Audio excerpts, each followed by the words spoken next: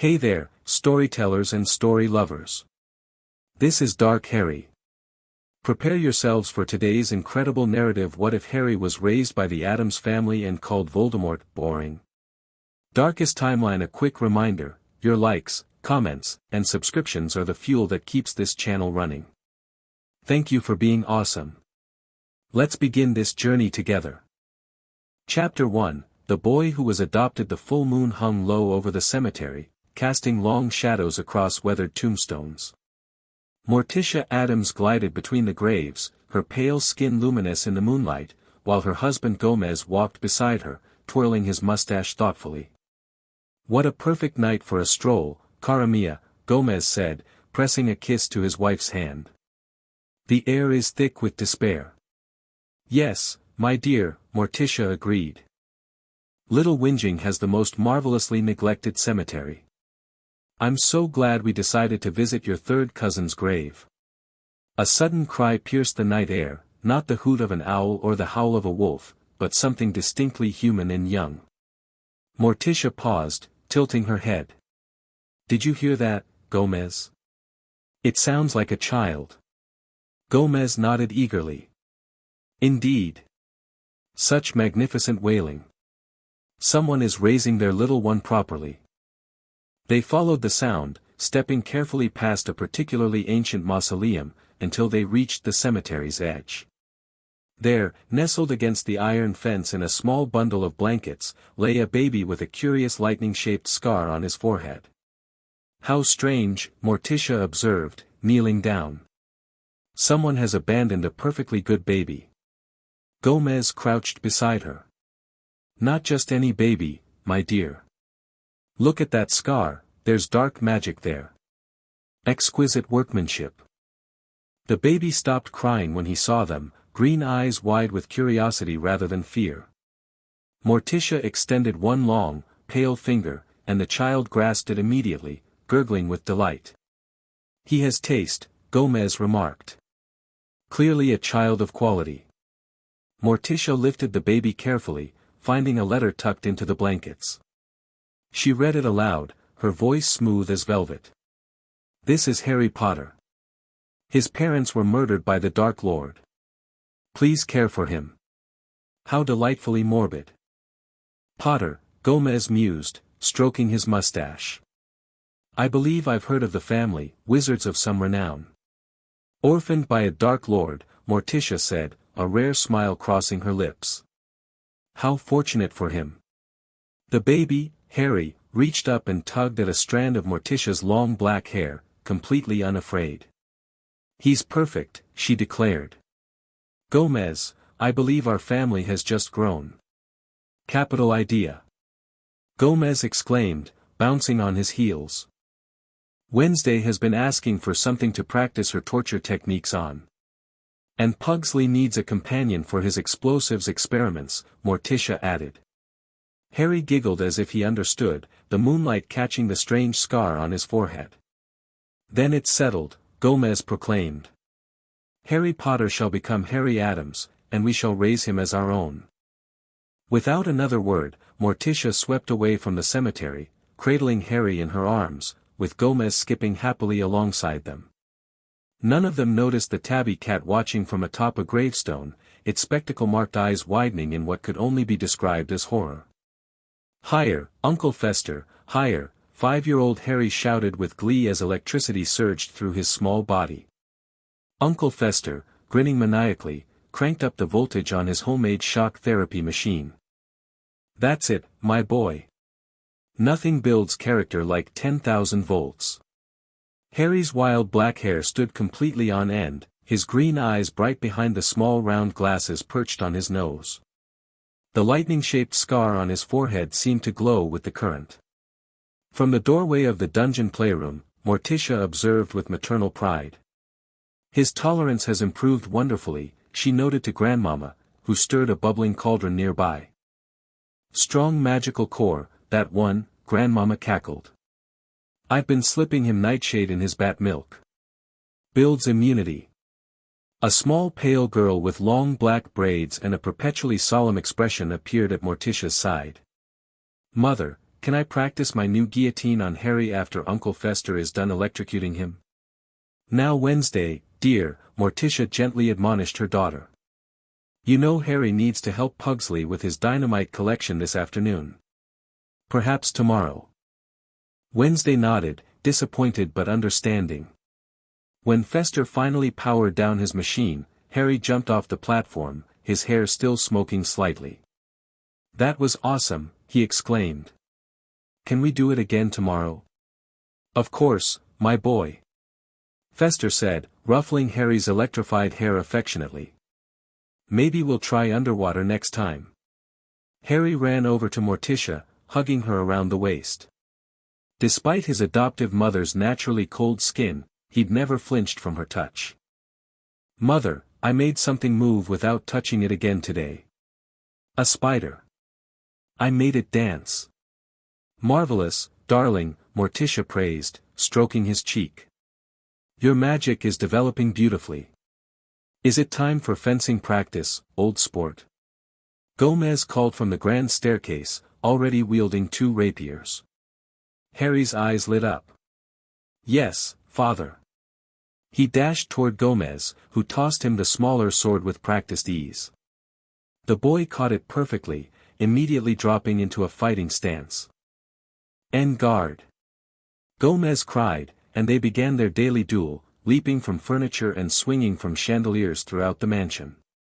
Do try not to stab anything vital, darling. Morticia called after them. We're having company for dinner. Who's coming?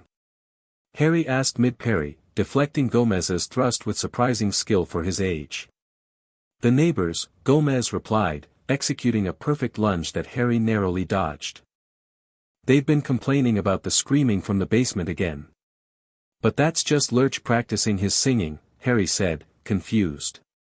Precisely why we've invited them, Morticia explained. They should appreciate his art up close. Later that evening, as the terrified neighbors fled the mansion, after Lurch's operatic solo and Grandmama's special soup that moved on its own, Harry sat on the roof with Wednesday and Pugsley, watching the full moon rise. Do you ever think about your birth parents?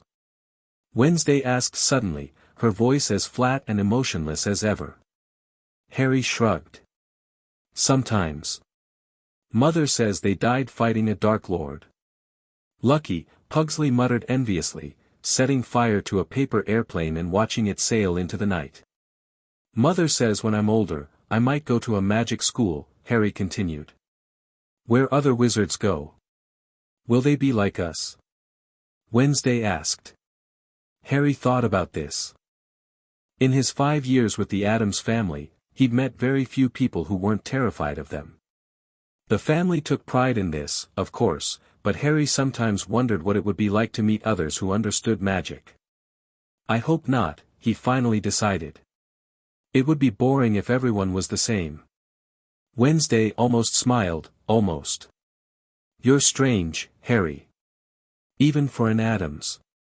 Harry grinned, taking it as the compliment it was intended to be. Thanks, Wednesday. Harry's Hogwarts letter arrived on his 11th birthday, not by owl, but clutched in the hand of a severely rattled postal worker who refused to step past the gate after being greeted by Lurch. The entire family gathered in the gloomy drawing room as Harry read the letter aloud.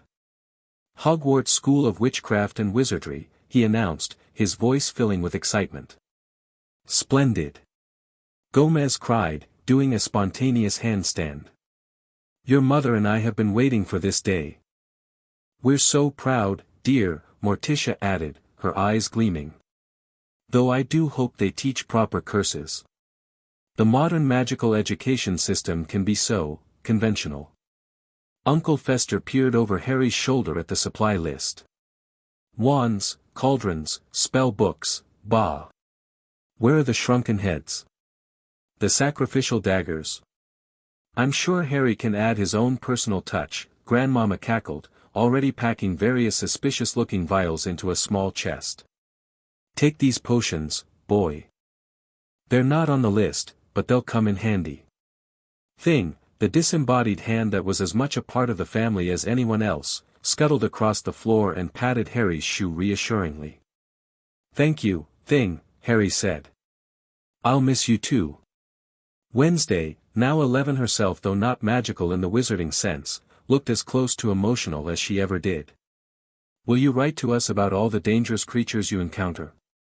"Every single one," Harry promised. "And I'll try to bring some home for the holidays." Pugsley was busy trying to attach a small explosive to the family owl, Nightshade. "This should help with your mail delivery." "Now children," Gomez interrupted, pulling out an ancient, mold-covered key from his pocket. "Harry will need access to the Potter vault. Fortunately, I've kept in touch with the goblins. Delightful creatures, absolutely vicious in business dealings. We'll need to visit this Diagon Alley place," Morticia said, examining the letter. "I've heard they have a lovely shop dedicated entirely to poisons. Can we all go?" Harry asked hopefully. "Of course," Gomez declared. "We'll make a family outing of it. Lurch, prepare the car." A low, rumbling groan came from the tall butler as he nodded and shuffled away. As the family dispersed to prepare for their journey to Diagon Alley, Harry remained in the drawing room, staring at his letter. The lightning scar on his forehead tingled slightly. Unlike most children, Harry had grown up knowing exactly how he got it. The Addamses had never believed in shielding children from the truth, especially when it involved murder and Dark Lords. "Nervous, old man?" Gomez asked, noticing Harry's contemplation. "A little," Harry admitted. "What if I'm too strange for them?" Gomez laughed heartily. "My boy, being strange is the highest compliment an Addams can receive. Besides," he added, placing a hand on Harry's shoulder, "anyone who doesn't appreciate your uniqueness isn't worth knowing." Harry nodded, feeling better. "You're right, father. I just hope they're ready for me." "Oh, they most certainly are not," Morticia said, gliding back into the room with a rare smile. "And that, my darling, is precisely the point." The trip to Diagon Alley was everything Harry could have hoped for. The Addams family's ancient, hearse-like car backfired spectacularly as Lurch parked it directly outside the leaky cauldron, sending several passing muggles diving for cover. As they entered the wizarding pub, a hush fell over the crowd. It wasn't just because of Harry Potter, though several wizards did double takes at the lightning scar, but because of the entire Addams entourage. Gomez in his pinstriped suit, spinning a gold coin between his fingers, Morticia in flowing black, her waist impossibly thin, Wednesday and Pugsley, both looking like they were contemplating which patron to use for experiments, Uncle Fester glowing slightly from his morning electrical therapy, and Grandmama, sniffing the air and muttering about substandard potion ingredients. "Bless my soul," the barkeeper whispered. "It's Harry Potter." Harry, used to being stared at for entirely different reasons, simply smiled. "Actually, it's Harry Addams now."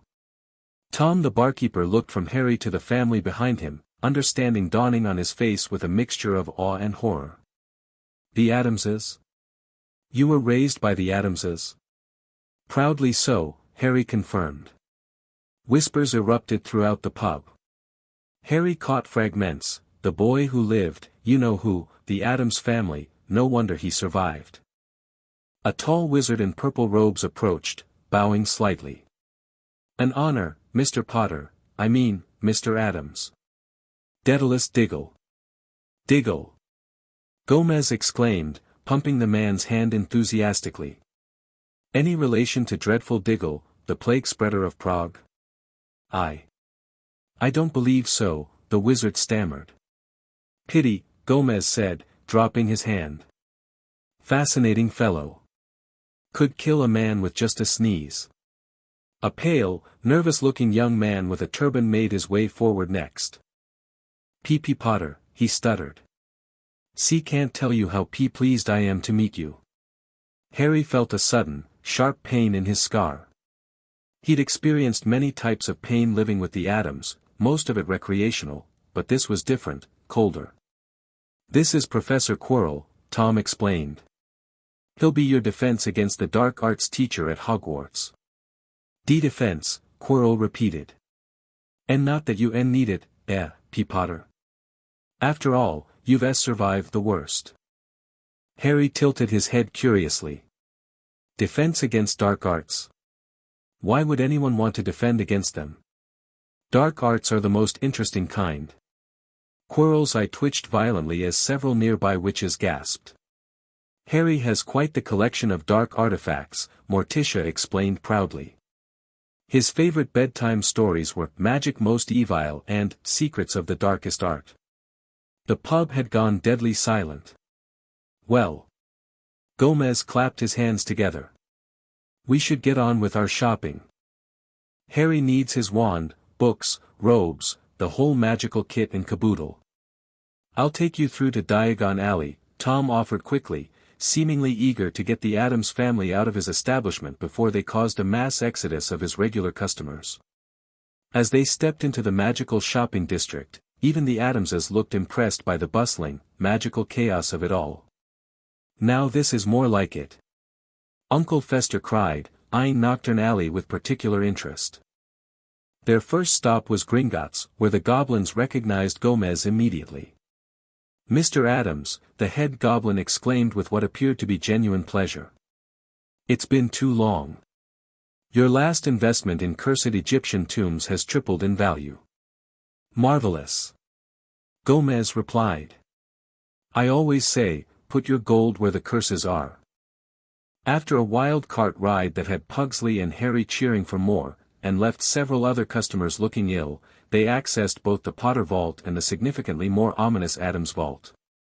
Harry was instructed to take plenty from both. Remember, my boy, Gomez advised as Harry filled his pockets, money is like poison, most effective when used liberally.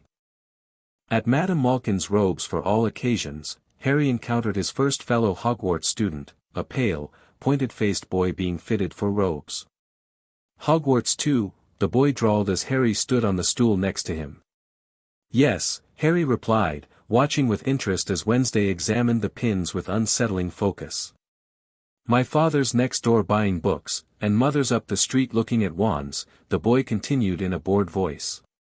Then I'm going to drag them off to look at racing brooms. Harry nodded politely, though he found the boy's complaints rather tame compared to Pugsley's usual grievances about not being allowed to detonate explosives indoors. Have you got your own broom? The boy continued. No, Harry said. I have a pet vulture though. His name is Carrion. The boy looked startled. A vulture? Nobody brings vultures to Hogwarts.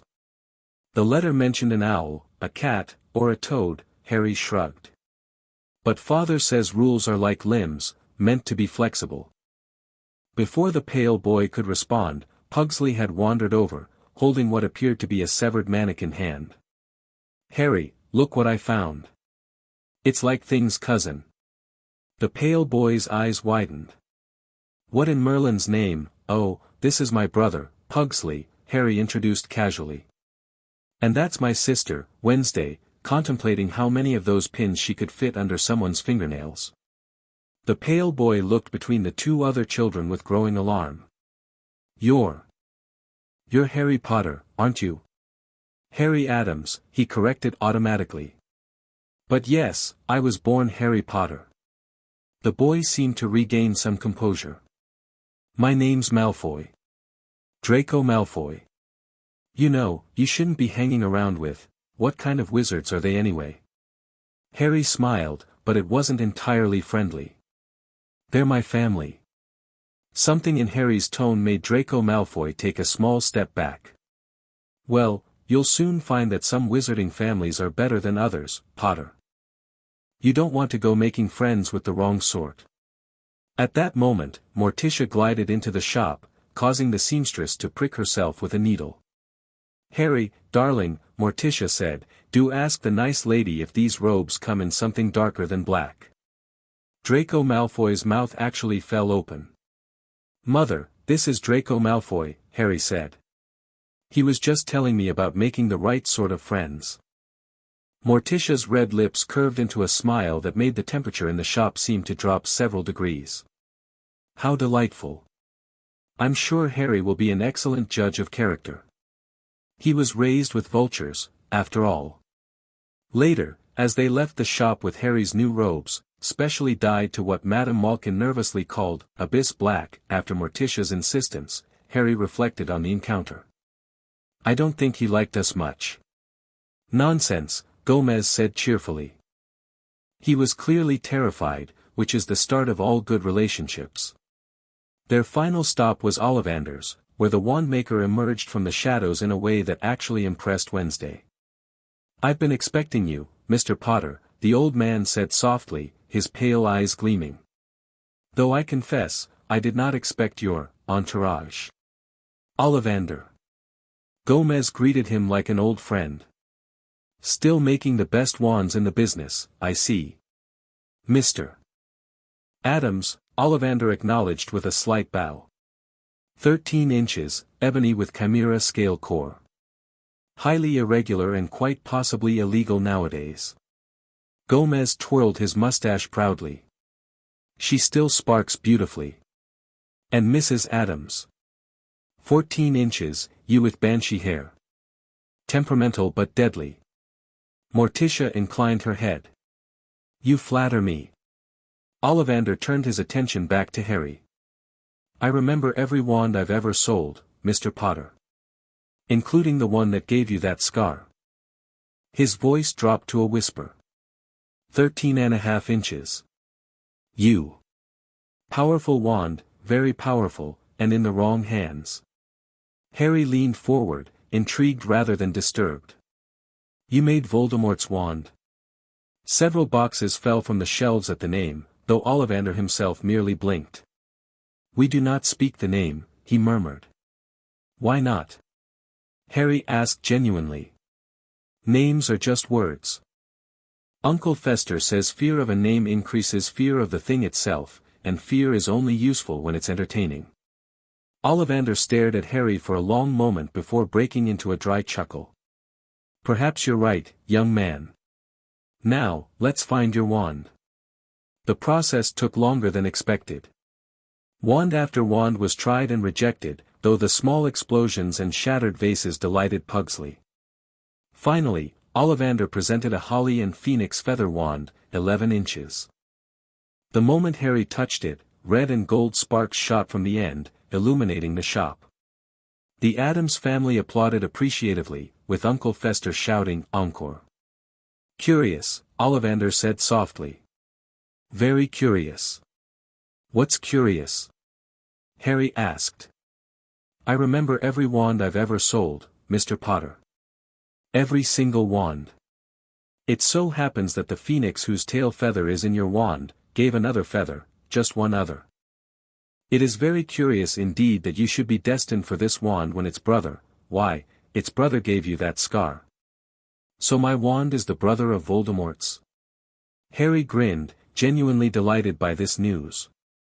Yes, Ollivander whispered. The wand chooses the wizard, Mr. Potter.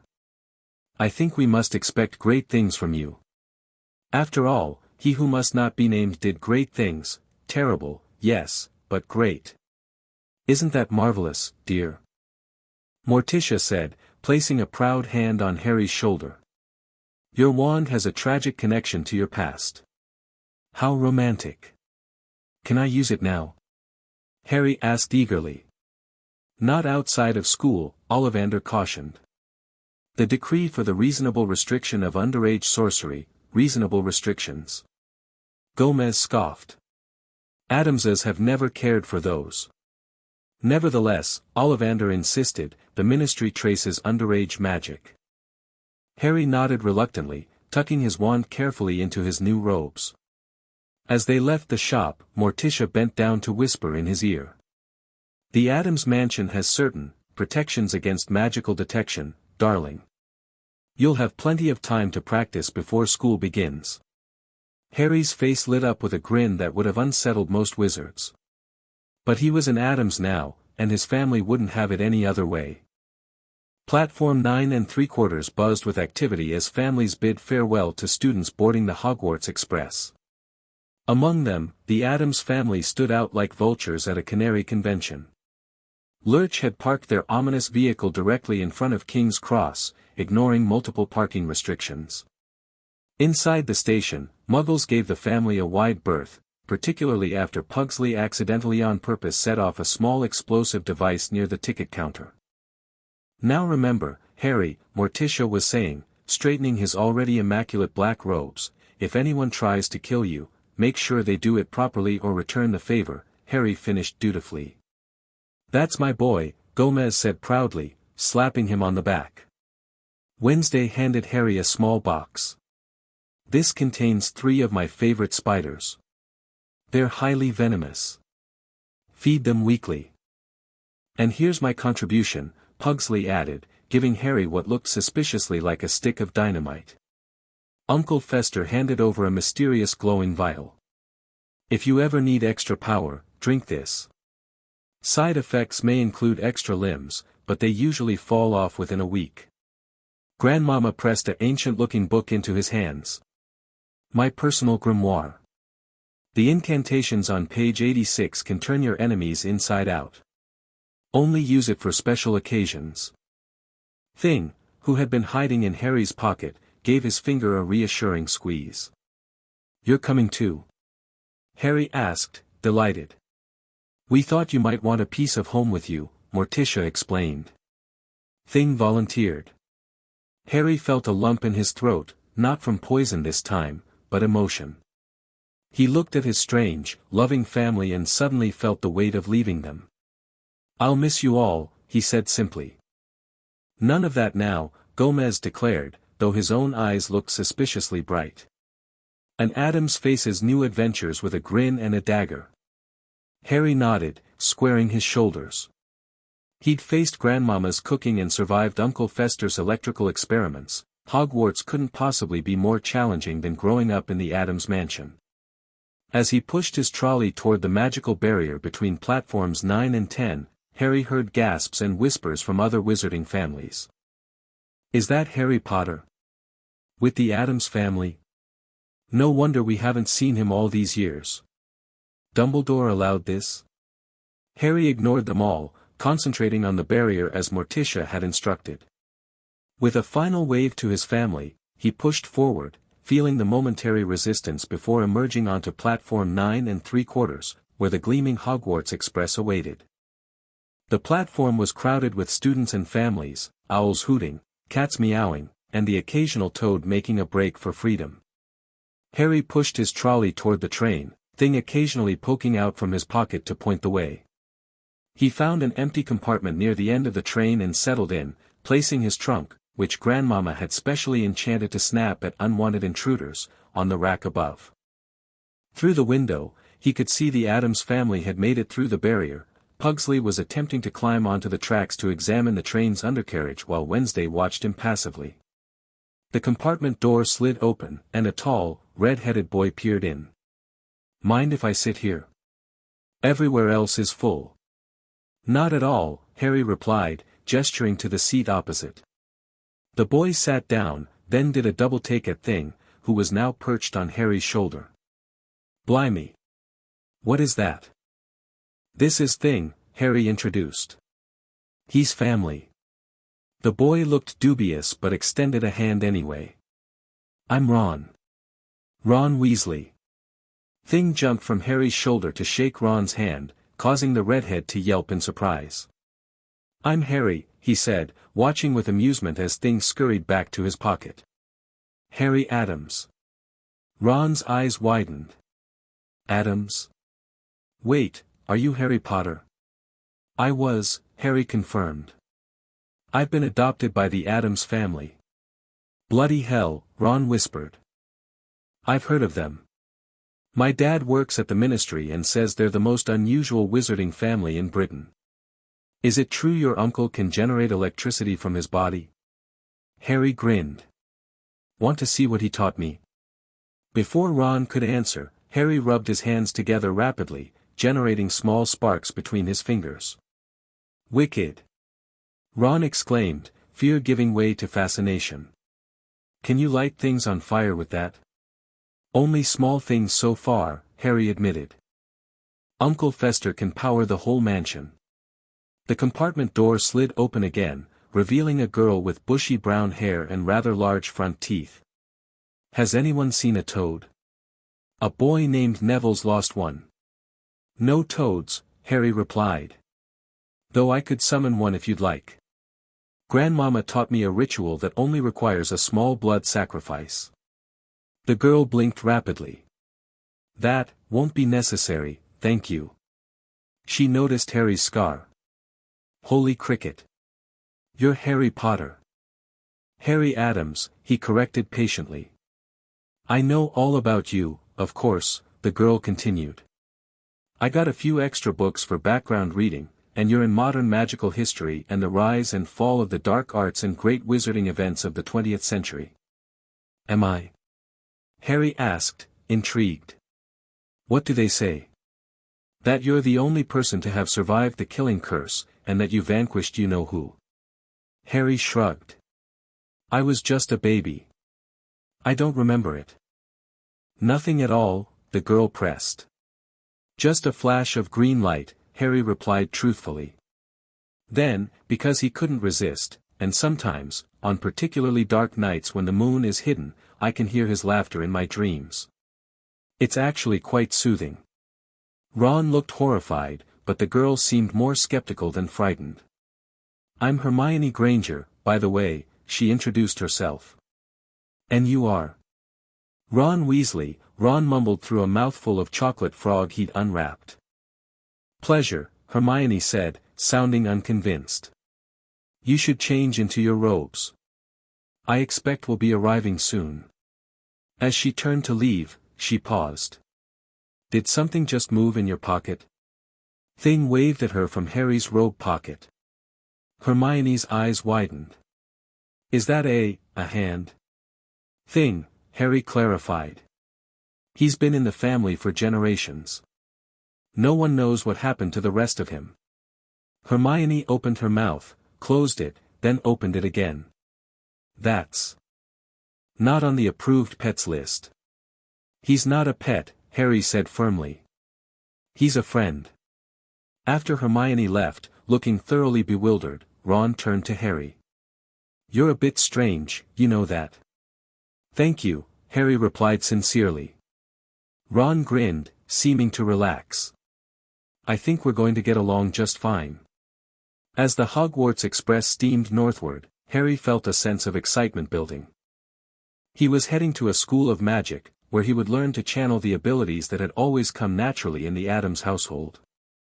And while he would miss his eccentric family dearly, he couldn't help but look forward to bringing a little of the Addams spirit to Hogwarts. What would Voldemort think if he could see him now? Harry wondered. The boy he had tried to kill, raised by a family that embraced darkness rather than feared it. The thought made him smile. If they ever met again, Harry decided, he would have to thank the Dark Lord for inadvertently giving him such a perfect family. As darkness fell outside the train windows, Hogwarts Castle awaited, unaware that it was about to receive the strangest student to ever pass through its ancient doors.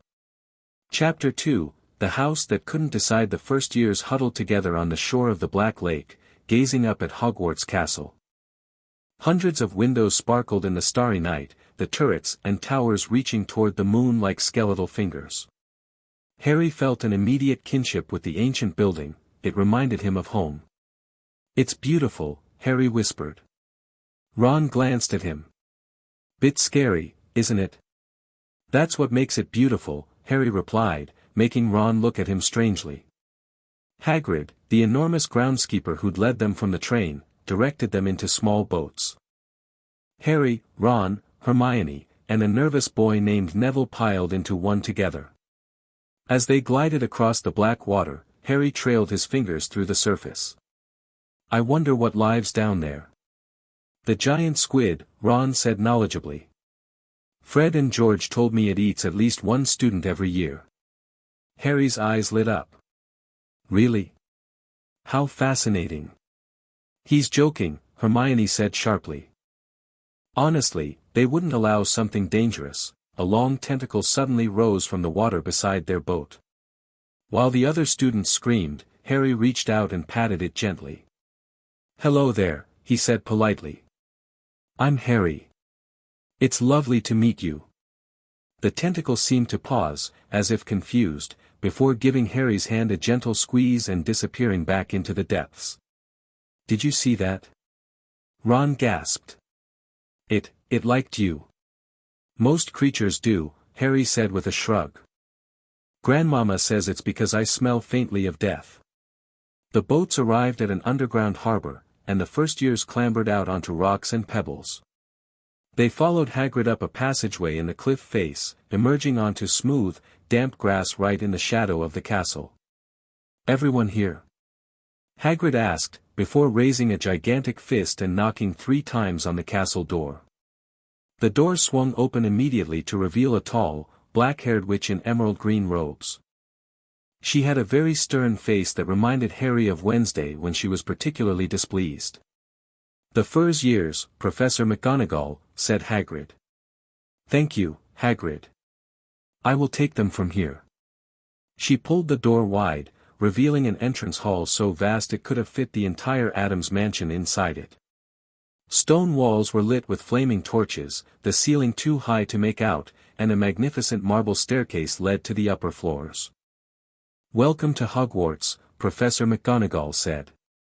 As she explained about the houses and sorting ceremony, Harry felt things shift in his pocket, clearly eager to explore.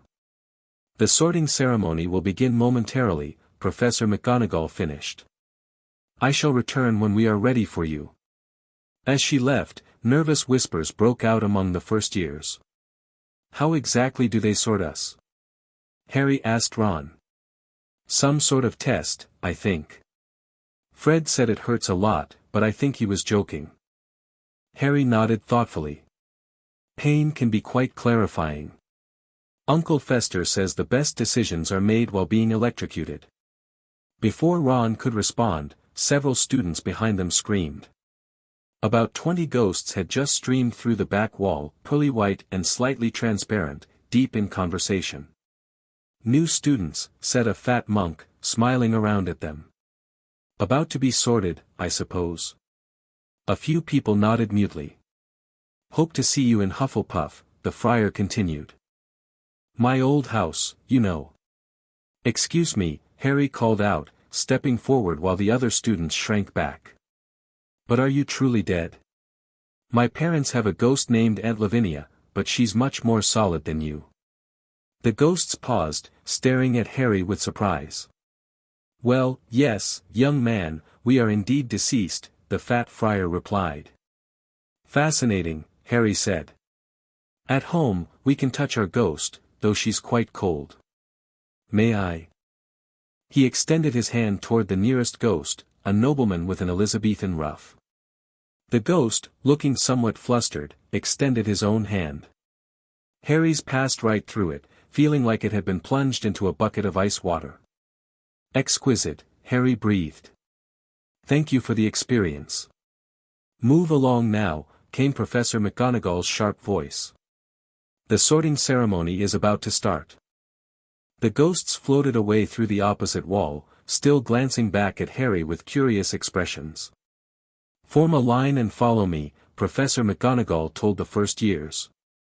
Harry fell into line behind a boy with sandy hair, with Ron behind him.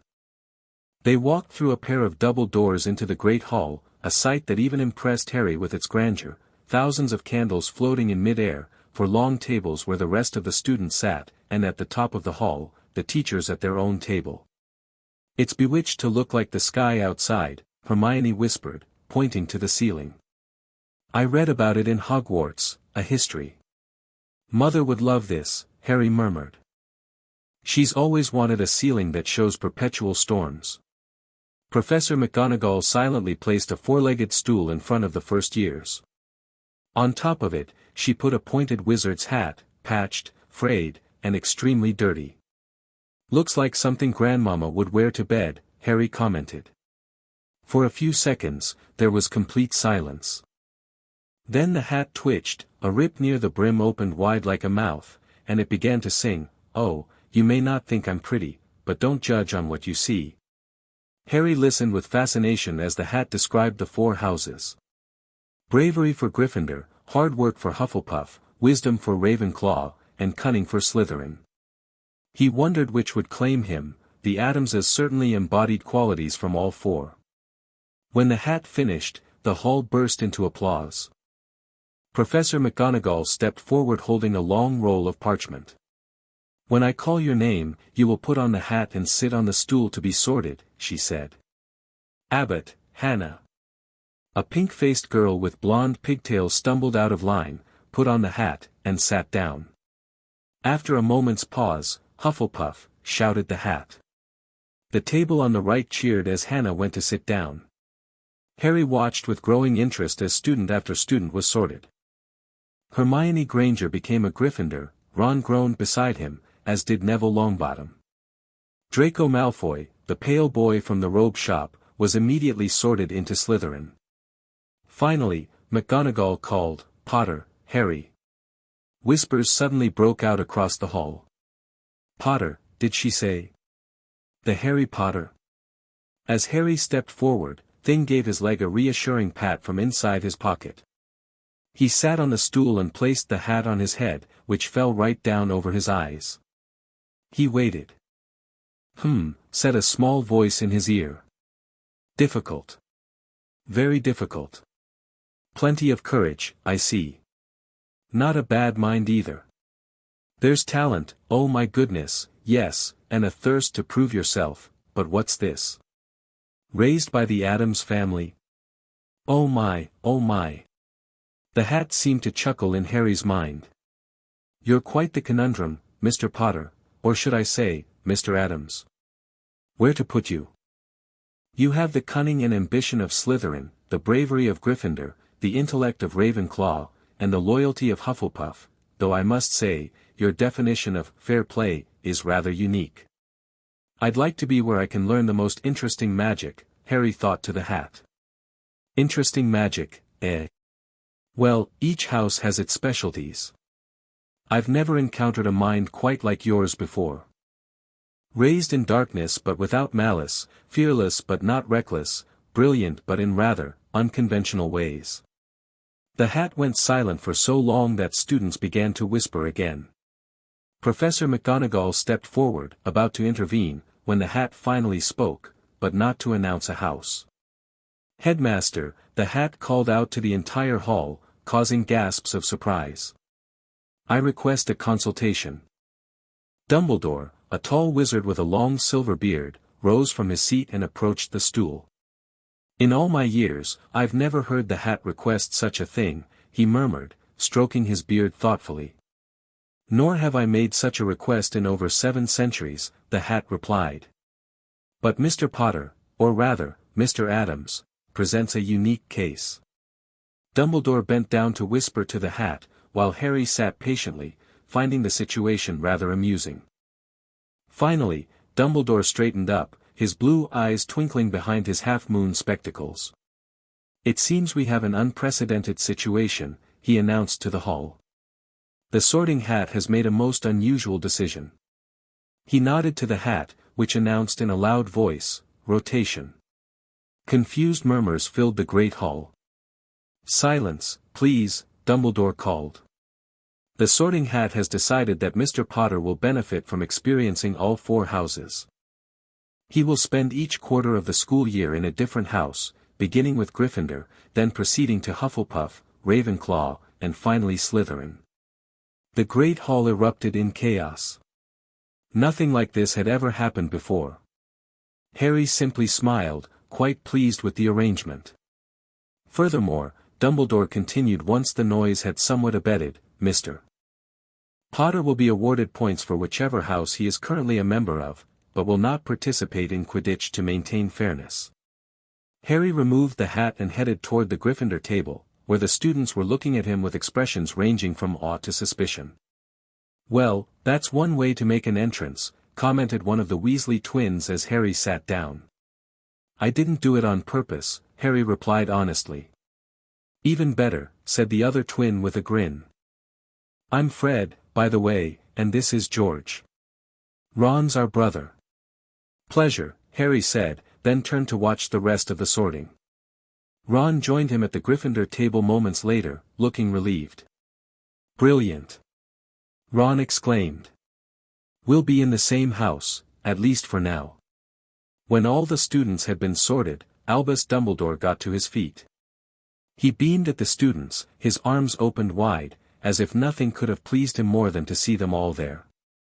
"Welcome," he said. "Welcome to a new year at Hogwarts. Before we begin our banquet, I would like to say a few words, nitwit. Blubber. Oddment. Tweak. Thank you." He sat back down. Everybody clapped and cheered. Harry clapped enthusiastically. "I like him," he declared. "He reminds me of Uncle Fester." "Is he mad?" Ron asked a nearby older student uncertainly. "Mad? He's a genius," Percy Weasley replied. "Best wizard in the world. But he is a bit mad, yes." The dishes in front of them were suddenly piled with food. Harry had never seen so many things he liked to eat on one table: roast beef, roast chicken, pork chops and lamb chops, Yorkshire pudding, peas, carrots, all looking perfectly normal. "Is there anything more exotic?" Harry asked, slightly disappointed. "At home, Grandmama makes the most wonderful eye of newt stew." The students nearby shifted uncomfortably, but Fred and George looked delighted. "You should try the Hogwarts breakfast black pudding," George suggested. "It's got real blood in it." Harry's eyes lit up.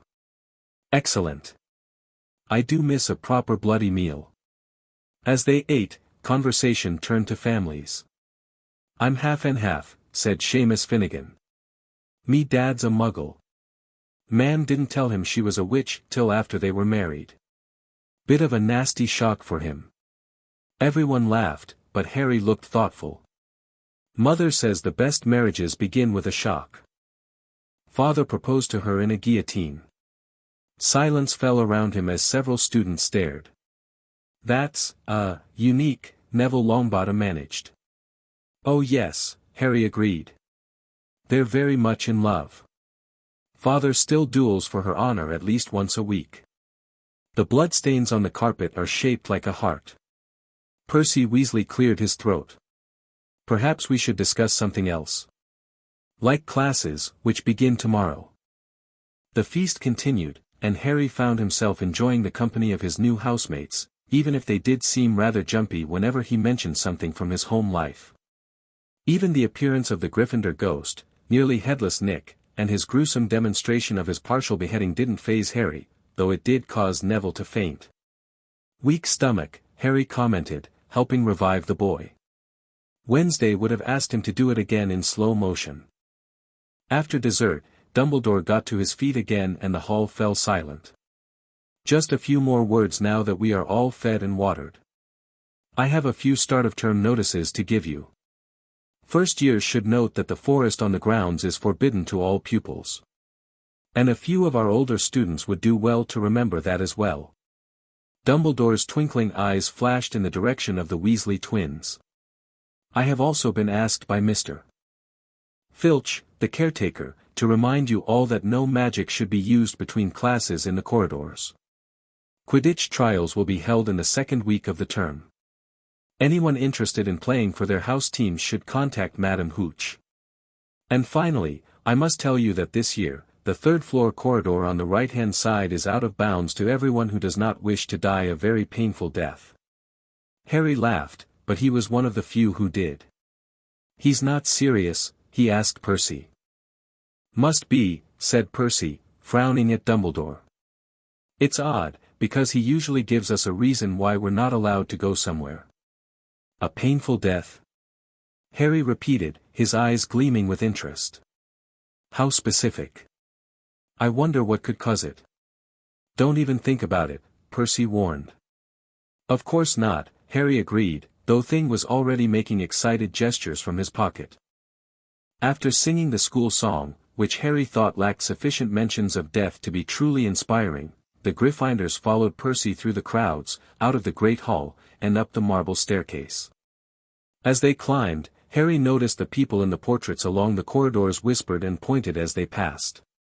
Twice, Percy led them through doorways hidden behind sliding panels and hanging tapestries. They climbed more staircases until they reached a portrait of a very fat woman in a pink silk dress. "Password?" she asked. "Caput Draconis," said Percy, and the portrait swung forward to reveal a round hole in the wall. They all scrambled through it and found themselves in the Gryffindor common room, a cozy, round room full of squashy armchairs. Percy directed the girls through one door to their dormitory and the boys through another. At the top of a spiral staircase, they were obviously in one of the towers. They found their beds, 5 four-posters hung with deep red, velvet curtains. Their trunks had already been brought up. Harry's trunk, true to Grandmama's enchantment, snapped at Seamus when he got too close. "Sorry about that," Harry apologized. "It only bites people it doesn't know yet." "Your trunk bites?" Dean Thomas asked incredulously. "Just a small protection spell," Harry explained. "It's much milder than what Wednesday wanted to use. Her suggestion involved poison darts." The other boys gave Harry's trunk a wide berth after that. As they changed into their pajamas, Ron suddenly yelped. "There's a hand in your suitcase." Thing had indeed emerged from Harry's trunk and was now arranging Harry's clothes neatly on his bed. "That's just Thing," Harry explained casually. "He likes to help." But, that's a moving hand," Seamus exclaimed. "Yes," Harry agreed patiently. "Thing's been in the family for generations. No one knows what happened to the rest of him." The other boys looked horrified, but also fascinated. "Can it understand us?" Neville asked timidly. Thing gave a thumbs up and then performed a little tap dance on Harry's bedside table. "Wicked," Dean breathed, fear giving way to amazement. By the time they all climbed into their four-posters, the initial shock had worn off, though Ron still eyed Thing warily as the disembodied hand tucked Harry in and then curled up on the pillow beside him. "Strange place, this," Harry commented contentedly as he drifted off to sleep. "But I think I'm going to like it here." Classes began the next day, and Harry quickly discovered that there was much more to magic than his family had taught him. While the Addamses practiced a more instinctive form of magic, Hogwarts demanded precision, theory, and structured spellwork. In Transfiguration, Professor McGonagall demonstrated by turning her desk into a pig and back again. The class was then tasked with turning a match into a needle, which proved challenging for most students. Harry, recalling Grandmama's lessons on transformation, closed his eyes and whispered to the match, "Become sharp, become metal, become a tool of potential pain." To everyone's surprise, including his own, his match not only turned into a perfect needle but also began to glow slightly red, as if hot. "Mr. Potter," Professor McGonagall said, examining the needle with a mixture of impressment and concern, "your needle is unusual." "Is that bad?" Harry asked. "Not bad, just different. The standard transformation doesn't typically result in a heated needle." "Oh," Harry said, slightly embarrassed. "At home, sharp things are usually hot too. It helps with sealing wounds after you make them." McGonagall's lips thinned noticeably. "I see. Perhaps we should discuss your previous magical education." After class, she kept Harry behind for a private conversation. "Mr. Potter, Addams, please," Harry corrected politely. "I was adopted." McGonagall paused. "Yes, well, Mr. Addams then. I must admit I was concerned when I learned of your living arrangements." "Why?" Harry asked, genuinely curious. McGonagall seemed to choose her words carefully. "The Addams family has a certain reputation in the wizarding world." "Yes," Harry agreed proudly. "We're very well respected in certain circles. Especially necromantic ones." McGonagall pinched the bridge of her nose. "That's precisely my concern. Your approach to magic seems to have been influenced by darker practices than we typically teach at Hogwarts." "Oh, I see," Harry nodded. "You're worried I might accidentally resurrect something in class."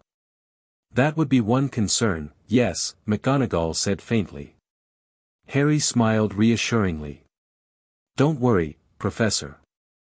I know the difference between school magic and home magic. Grandmama made me promise not to attempt any full resurrections until I'm at least 15. McGonagall looked like she might need to sit down. How responsible of her. The Addamses have a very strong code, Harry explained. We never hurt the innocent, we always honor our word, and we never reveal family secrets without permission. He paused. Well, except Uncle Fester sometimes, but that's usually just when he's been electrocuted too much and temporarily loses his memory. I see, McGonagall said, clearly not seeing it all. Well, Mr. Addams, I would ask that while at Hogwarts, you attempt to follow our standard curriculum and methods. Of course, Professor, Harry agreed readily. Though if you ever need any alternative suggestions. That won't be necessary, McGonagall said quickly. You may go. As Harry left, he heard her mutter something that sounded like, Albus has a lot to answer for. Defense against the dark arts turned out to be something of a joke.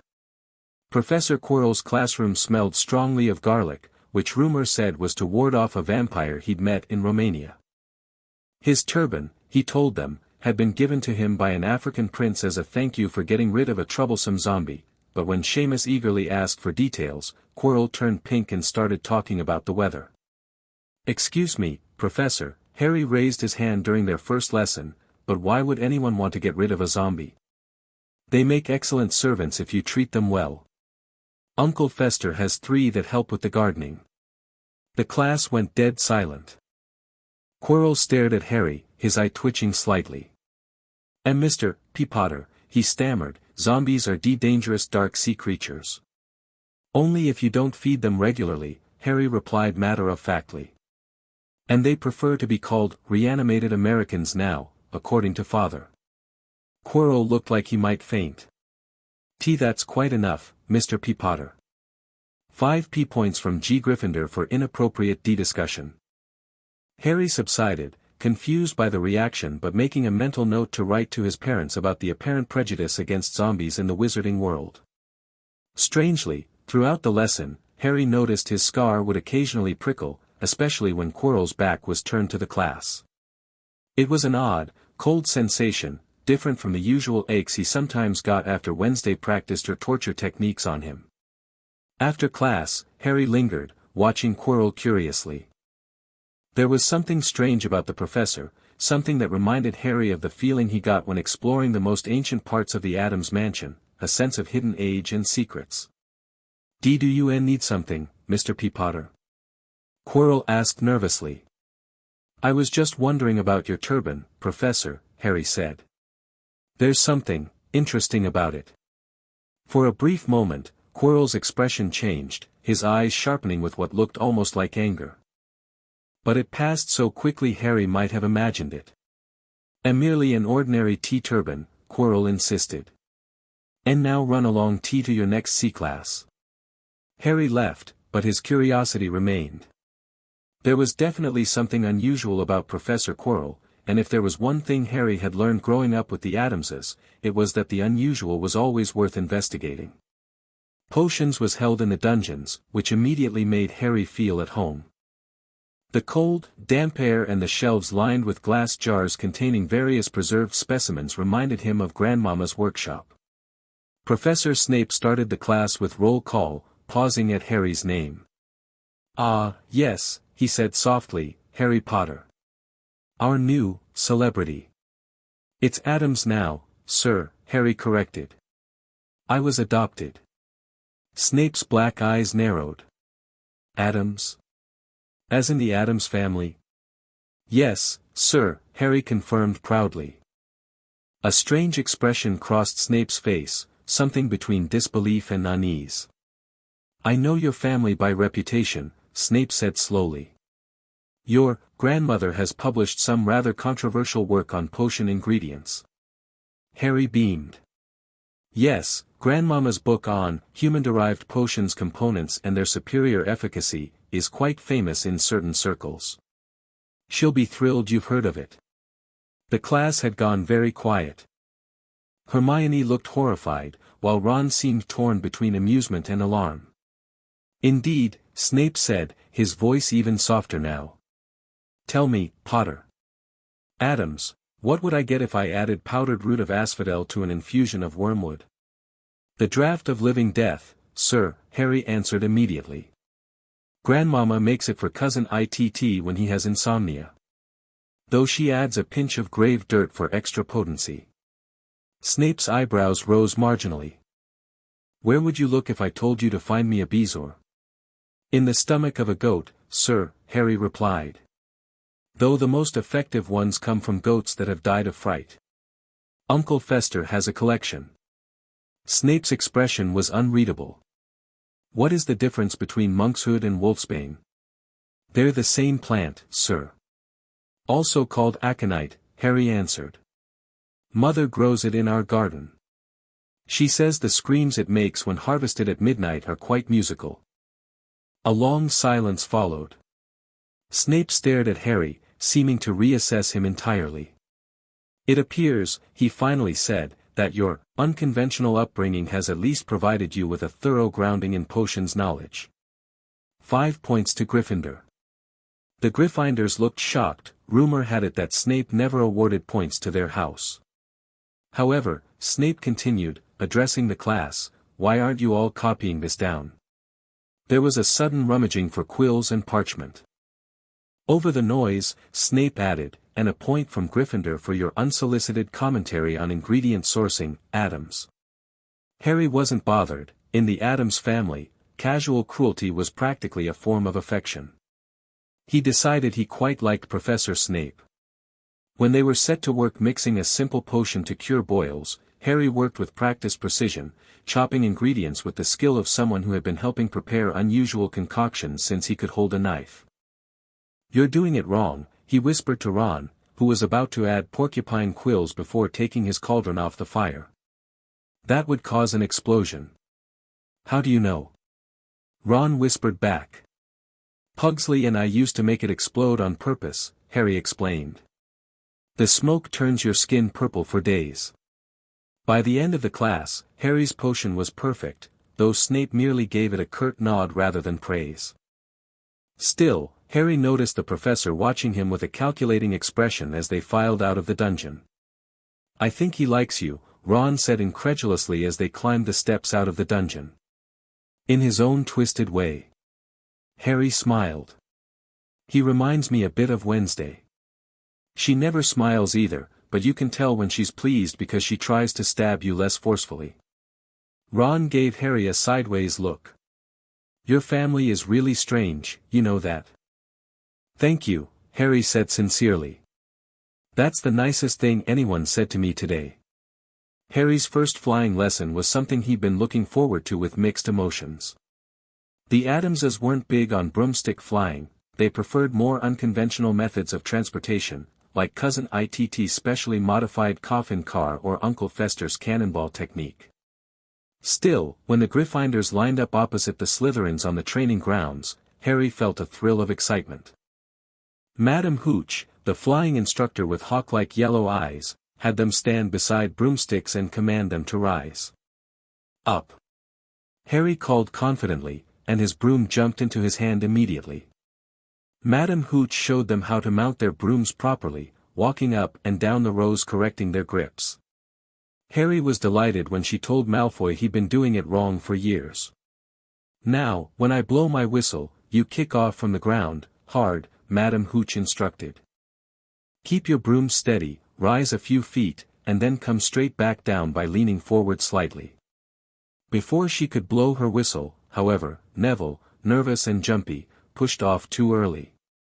His broom rose rapidly, higher and higher.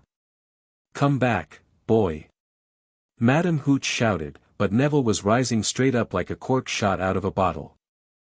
Harry saw his scared white face look down at the ground falling away, saw him gasp, slip sideways off the broom and, without hesitation, Harry kicked off from the ground, his broom responding instantly to his touch. He shot toward Neville like a rocket, maneuvering with an instinctive grace that surprised even him. "Relax, Neville," Harry called as he drew level with the falling boy. Wednesday drops me from the roof all the time. It's fun. This did not appear to comfort Neville, who flailed wildly. Harry managed to grab Neville's robes just as Madame Hooch raised her wand, but the sudden weight sent both boys into a controlled spiral downward. Harry adjusted his grip and posture, recalling how Gomez would throw him into the air during fencing practice, teaching him to always land on his feet. They landed with a soft thud, Harry somehow managing to twist so that he absorbed most of the impact, with Neville sprawled safely on top of him. "Are you hurt?" Harry asked, standing and brushing himself off as if falling from great heights was an everyday occurrence. Neville, pale and shaking, shook his head mutely. "Harry Potter."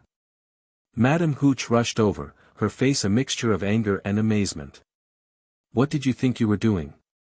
Catching Neville, Harry replied simply. "It seemed like the right thing to do. You could have been killed." Harry looked genuinely confused. "Why would falling kill me? I fall from much higher at home. Father says it builds character." Madame Hooch seemed at a loss for words.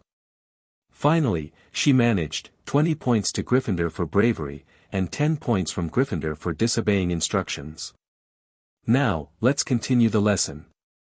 As they resumed their places, Malfoy muttered, "Show off," but Harry just smiled.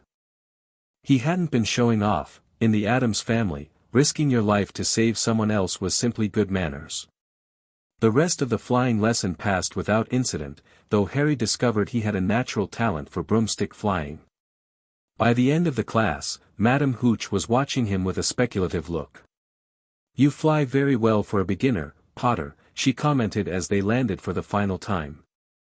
"Thank you, Madame Hooch," Harry replied. "Though I still prefer falling to flying.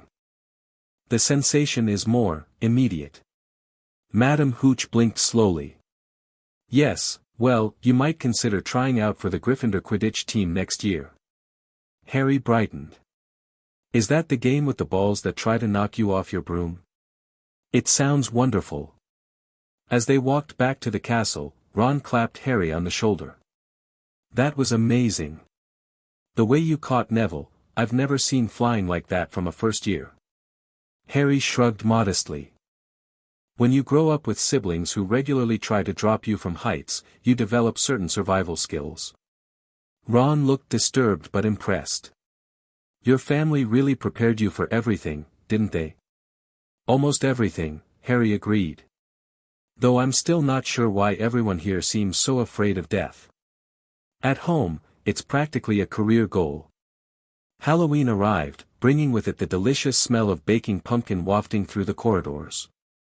In Charms class, Professor Flitwick announced they were ready to start making objects fly, much to everyone's excitement. Harry was paired with Seamus Finnegan, while Ron was partnered with Hermione Granger, much to Ron's dismay. "Now, don't forget that nice wrist movement we've been practicing," Professor Flitwick reminded them. "Swish and flick, remember, swish and flick. And saying the magic words properly is very important, too." Harry, remembering Uncle Fester's lessons on making objects float, usually for the purpose of dropping them on unsuspecting visitors, approached the spell with confidence. He swished and flicked his wand at the feather on his desk and said, "Wingardium Leviosa." His feather rose immediately, not just hovering a few inches above the desk like Hermione's did, but soaring to the ceiling and beginning to swirl in an intricate pattern. "Oh my!" Professor Flitwick exclaimed. "Look everyone, Mr. Addams has done it. And with such control." Harry guided the feather through the air with small movements of his wand, making it dance and twirl. "Uncle Fester taught me that levitation is all about intention. You have to really want the object to defy the laws of nature." Yes, quite," Professor Flitwick agreed, though he looked slightly concerned at Harry's phrasing. 10 points to Gryffindor for excellent spell work. After class, Ron was in a foul mood due to Hermione's success with the spell and her subsequent correction of his pronunciation. "It's no wonder no one can stand her," Ron said to Harry as they pushed their way into the crowded corridor. "She's a nightmare, honestly." Someone knocked into Harry as they hurried past him. It was Hermione, and Harry caught a glimpse of her face, and was surprised to see that she was in tears. "I think she heard you," Harry said, frowning slightly. He'd never been particularly sensitive to others' feelings. Growing up with Wednesday had taught him that tears were often a sign of appreciation, but something about Hermione's expression seemed genuinely hurt. "So?" Ron said, looking uncomfortable. "She must have noticed she's got no friends." "That's not very fair," Harry commented. "She's just trying to help, in her own way. Wednesday used to correct my spell work too, usually by threatening to feed me to her pet spiders if I got it wrong." Ron looked horrified at this comparison. "That's not the same thing at all." Harry shrugged.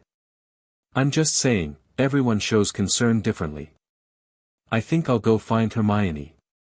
"Suit yourself," Ron muttered. "I'll see you at the feast."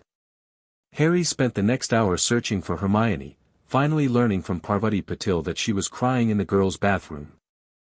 He hesitated outside the door, unsure of the protocol. At home, privacy was a foreign concept, with family members routinely bursting into rooms unannounced. "Hermione," he called through the door. "Are you all right?" No answer came. Harry waited a few more minutes before reluctantly heading to the Halloween feast. He'd try again afterward. The Great Hall had been decorated with thousands of live bats, pumpkins carved with faces that changed expressions, and candles floating in small skulls instead of the usual holders. Harry thought it was a rather feeble attempt at spookiness compared to the Addams family's usual Halloween celebrations, but he appreciated the effort.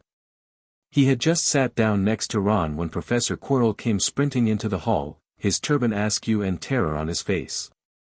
"Troll, in the dungeons, thought you ought to know." He then sank to the floor in a dead faint. There was an uproar. Dumbledore silenced the room with purple firecrackers exploding from his wand and ordered the prefects to lead their houses back to the dormitories. As Percy led the Gryffindors through the crowds, Harry suddenly grabbed Ron's arm. "Hermione. She doesn't know about the troll." Ron bit his lip, looking torn. "Oh, all right," he relented. "But Percy'd better not see us." They slipped away, joining the Hufflepuffs going the other direction, then sneaking down a deserted side corridor. They were hurrying toward the girls' bathroom when they heard quick footsteps behind them. "Percy," hissed Ron, pulling Harry behind a large stone griffin. Peering around it, they saw not Percy but Snape, crossing the corridor and disappearing from view. "What's he doing?" Harry whispered. "Why isn't he down in the dungeons with the rest of the teachers?" "Search me," Ron replied. They crept along the next corridor after Snape's fading footsteps, catching a glimpse of him heading up the third-floor corridor, the one Dumbledore had warned was forbidden. But Harry had more immediate concerns. "Come on," he urged Ron, "we need to find Hermione." As they turned the corner, they smelled it, a foul stench of old socks and the kind of public toilet no one cleans. Then they heard it, a low grunting, and the shuffling of enormous feet. At the end of the passage, they spotted it, a 12-foot mountain troll, dragging a huge wooden club. "The bathroom," Harry whispered, pointing. "It's going into the girls' bathroom." A high, petrified scream came from within. "Hermione," they said together. Without hesitation, Harry ran forward, his wand ready.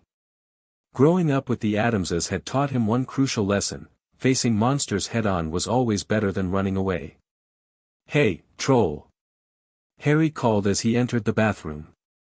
"Over here." The troll turned slowly, blinking its tiny eyes stupidly. Hermione was shrinking against the wall opposite, looking ready to faint. The troll advanced on Harry, knocking sinks off the walls as it went. "Ron, distract it." Harry called, noticing his friend had followed him in. Ron grabbed a tap and threw it against the wall with a loud clang. The troll stopped, turning its ugly head toward the sound. Harry used the distraction to dart around the troll, reaching Hermione. "Come on, run," he urged her. But she couldn't move, still flat against the wall with shock. The troll was now advancing on Ron, who was trapped against the wall with no way out. Harry did the first thing that came to mind, something that would have made Uncle Fester proud. He took a running jump and managed to fasten his arms around the troll's neck from behind. The troll couldn't feel Harry hanging there, but it certainly noticed when Harry stuck his wand up its nose. Howling with pain, the troll twisted and flailed its club, with Harry clinging on for dear life. "This is just like riding the Addams family bull," he shouted to Ron, sounding almost cheerful despite the danger. "Except the bull has more teeth. Do something." Harry called to Ron, ducking as the troll's club swung perilously close to his head. Ron pulled out his own wand and, following Harry's successful example from Charm's class, cried, "Wingardium Leviosa." The club flew suddenly out of the troll's hand, rose high into the air, turned slowly over, and dropped, with a sickening crack, onto its owner's head. The troll swayed on the spot and then fell flat on its face with a thud that made the whole room tremble. Harry got to his feet, brushing himself off casually as if being thrown around by a troll was an everyday occurrence. In the Addams household, it probably would have been. "Is it dead?" Hermione asked in a small voice, finally approaching. "I don't think so," Harry said, pulling his wand out of the troll's nose. It was covered in what looked like lumpy gray glue. "Just knocked out. Pity, Grandmama would have loved to have a chat with it. She speaks troll, you know. Learned it during a summer holiday in the mountains." "Ugh, troll boogers," Ron commented as Harry wiped his wand on the troll's trousers. A sudden slamming and loud footsteps made the three of them look up. Professor McGonagall burst into the room, closely followed by Snape and Quirrell. The latter took one look at the troll, let out a faint whimper, and sat quickly down on a toilet, clutching his heart. "What on earth were you thinking?" Professor McGonagall asked, cold fury in her voice. "You're lucky you weren't killed. Why aren't you in your dormitory?" To everyone's surprise, Hermione spoke up. "Please, Professor McGonagall, they were looking for me. Miss Granger. I went looking for the troll because I thought I could deal with it on my own, you know, because I've read all about them." Ron dropped his wand in shock. Hermione Granger, telling a downright lie to a teacher. "If they hadn't found me, I'd be dead now," Hermione continued. Harry stuck his wand up its nose and Ron knocked it out with its own club. They didn't have time to come and fetch anyone. It was about to finish me off when they arrived. Harry stared at Hermione with newfound respect. Lying to authority figures was a skill highly prized in the Addams household. "Well, in that case," said Professor McGonagall, staring at the three of them, "Miss Granger, you foolish girl, how could you think of tackling a mountain troll on your own?" Hermione hung her head. 5 points will be taken from Gryffindor for this," said Professor McGonagall. "I'm very disappointed in you.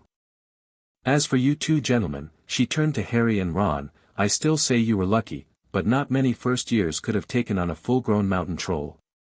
5 points will be awarded to each of you for sheer dumb luck."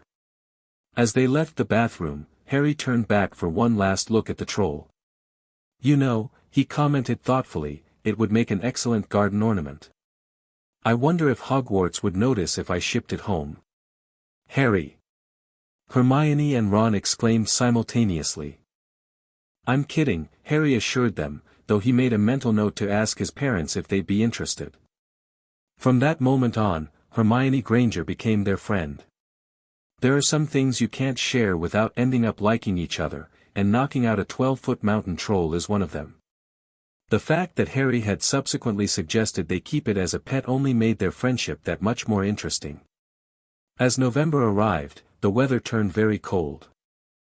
Harry wrote regular letters home, telling his family all about his adventures at Hogwarts. Their replies came via a large black raven instead of an owl, carrying packages that sometimes emitted smoke or strange noises. The other students quickly learned to clear space at the Gryffindor table whenever Harry received mail. One morning in mid-November, the raven arrived with a particularly large package and a letter bearing the Addams family crest, a hand holding a dagger. "What's that smell?" Ron asked, wrinkling his nose as Harry opened the letter. Grandmama's special ink, Harry explained. Made from squid secretions and grave dirt. She says it makes the words more meaningful. The letter read, Dearest Harry, we were thrilled to hear about your troll encounter. Pugsley is terribly jealous. Wednesday suggested we send you one of her pet spiders as a companion, but Lurch reminded us that Hogwarts might not appreciate 8-foot arachnids roaming the corridors. Instead, we've sent you some of Grandmama's special cookies for your friends. Don't worry, we asked her to make them non-lethal this time, a selection of Uncle Fester's favorite explosive mixtures for emergencies, and a little surprise from your father and me. The family misses you terribly.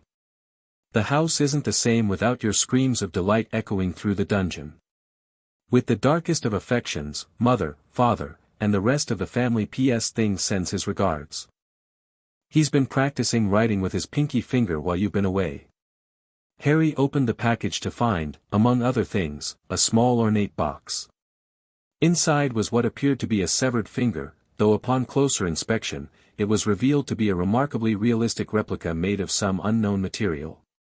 What on earth is that?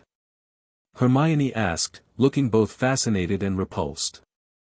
A thing substitute, Harry explained, watching as the finger wiggled slightly. Since Thing couldn't come with me full-time, Mother and Father made this. It's connected to Thing through sympathetic magic. When he wants to communicate with me, he can temporarily possess it. As if on cue, the finger stood upright and gave a little wave. Ron nearly fell off the bench. That's brilliant. And utterly terrifying. That's the Addams family motto, Harry said proudly. Brilliant and terrifying. Is it actually your motto?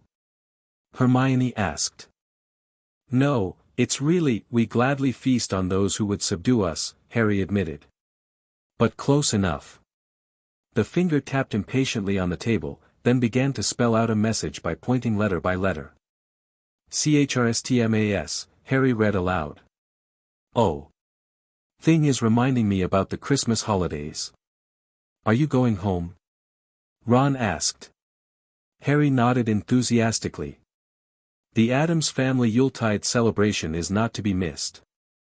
There's the traditional hunting of the Yule beast, Grandmama's special eggnog that makes you see your ancestors, and Father's annual attempt to shoot down Santa Claus. Ron and Hermione exchanged alarmed glances. He tries to shoot Santa? Hermione asked faintly. Only with rock salt, Harry assured her. It's more to get his attention. The Addamses have been leaving him the same wish list for generations. What's on it? Ron couldn't help asking. The usual, Harry shrugged. Eternal darkness, a family of pet ghouls, the secrets of immortality through dark rituals, you know, typical Christmas wishes. Before either of his friends could respond, Harry's eyes lit up with an idea. You should both come. Mother and Father would love to meet my friends, and an Addams Christmas is something everyone should experience at least once. Ron and Hermione looked simultaneously terrified and intrigued. I usually spend Christmas with my parents, Hermione said hesitantly. They can come too. Harry suggested brightly. The more the merrier. Mother always says there's plenty of room in the dungeon. Dungeon? Hermione squeaked. That's where we put the guest rooms, Harry explained. The screams echo so nicely off the stone walls. Very festive. Ron, after a moment's consideration, nodded. You know what? I'll come. My parents are visiting Charlie in Romania anyway, and this sounds way more interesting than staying at Hogwarts alone. Excellent. Harry exclaimed. Hermione, think about it. I promise Grandmama won't try any experimental potions on you without permission. I'll consider it, Hermione said weakly. The finger did a happy dance across the table before returning to its box. Harry smiled, tucking it carefully into his pocket. Christmas at the Addams mansion with his new friends, what could possibly go wrong? As it turned out, quite a lot could go wrong, but in the most delightful ways. The Hogwarts Express delivered Harry, Ron, and a very nervous Hermione, who had eventually decided that an Addams family Christmas would be an educational cultural experience, to platform 9 3/4 for the holidays. As they stepped off the train, Harry immediately spotted his family. It wasn't difficult, given that the other families on the platform had created a wide circle of empty space around them. Morticia stood tall and elegant in a black dress that seemed to flow like liquid shadow. Gomez, dapper in his pinstriped suit, was enthusiastically smoking a cigar. Wednesday and Pugsley flanked their parents, Wednesday's expression as deadpan as ever, Pugsley barely containing his excitement. Uncle Fester was glowing slightly, literally, having apparently just charged himself up. Grandmama was stirring something in a small cauldron, the fumes causing nearby parents to cough and step further away. Lurch loomed behind them all, holding a sign that read, "Welcome home Harry," in what appeared to be dripping blood. "My family," Harry called happily, rushing forward. "Kara!" Gomez exclaimed. "Our boy returns." He swept Harry into a dramatic embrace, then held him at arm's length. "Look at you. School has barely changed you at all. Still the same morbid gleam in your eye." "Hello, darling," Morticia said, bending to press her cold lips to Harry's forehead. "We've missed your screams of terror in the morning." Harry, Wednesday acknowledged with a barely perceptible nod that, from her, was equivalent to an enthusiastic hug. Pugsley punched Harry's arm hard enough to leave a bruise. "Did you bring back any deadly creatures?"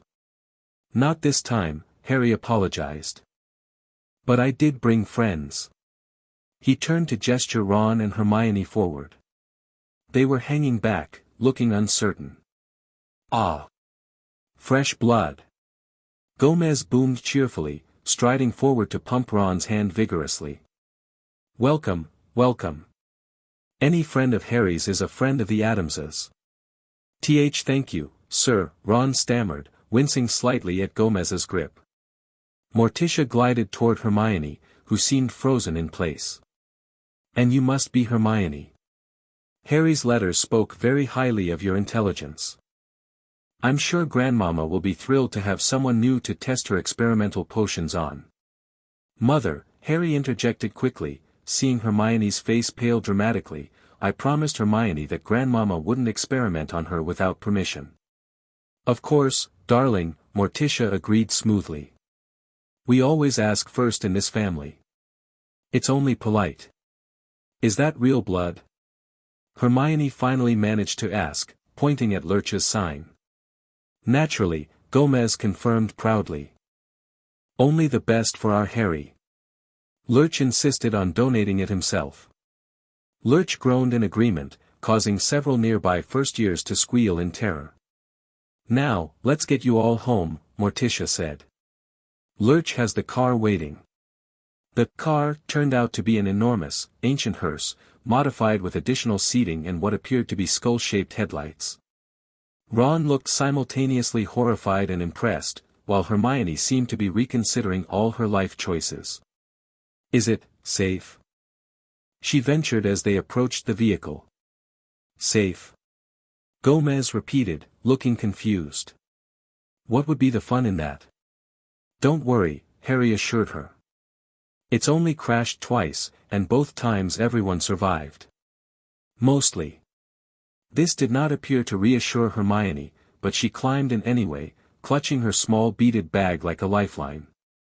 The drive to the Addams mansion was an adventure in itself, with Lurch taking corners at alarming speeds and Gomez occasionally grabbing the wheel to add excitement.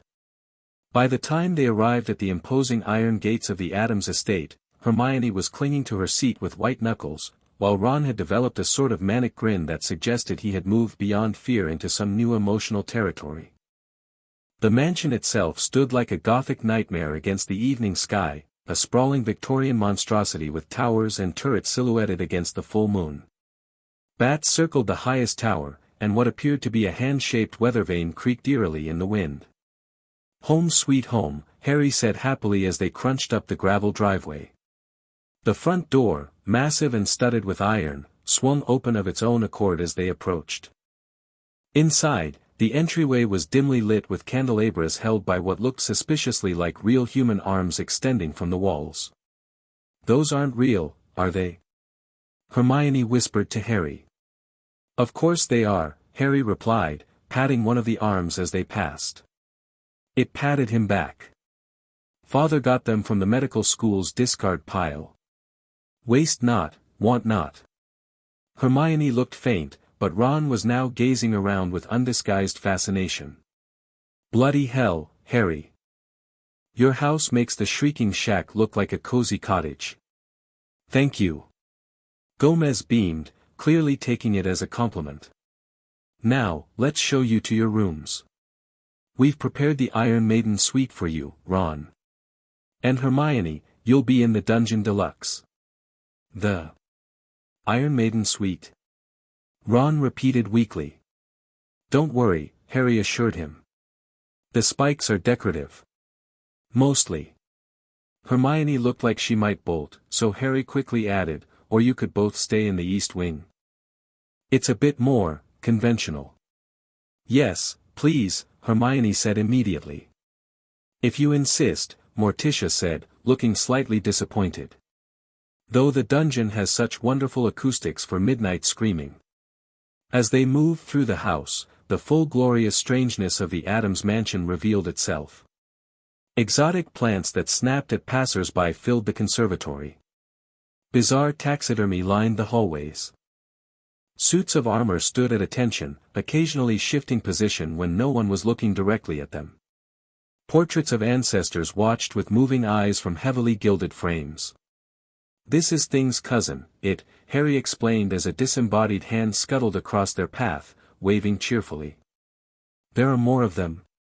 Ron asked, watching the hand disappear through a small door in the wainscoting. "Oh yes," Harry nodded. "The Addams mansion has at least a dozen. They handle most of the dusting."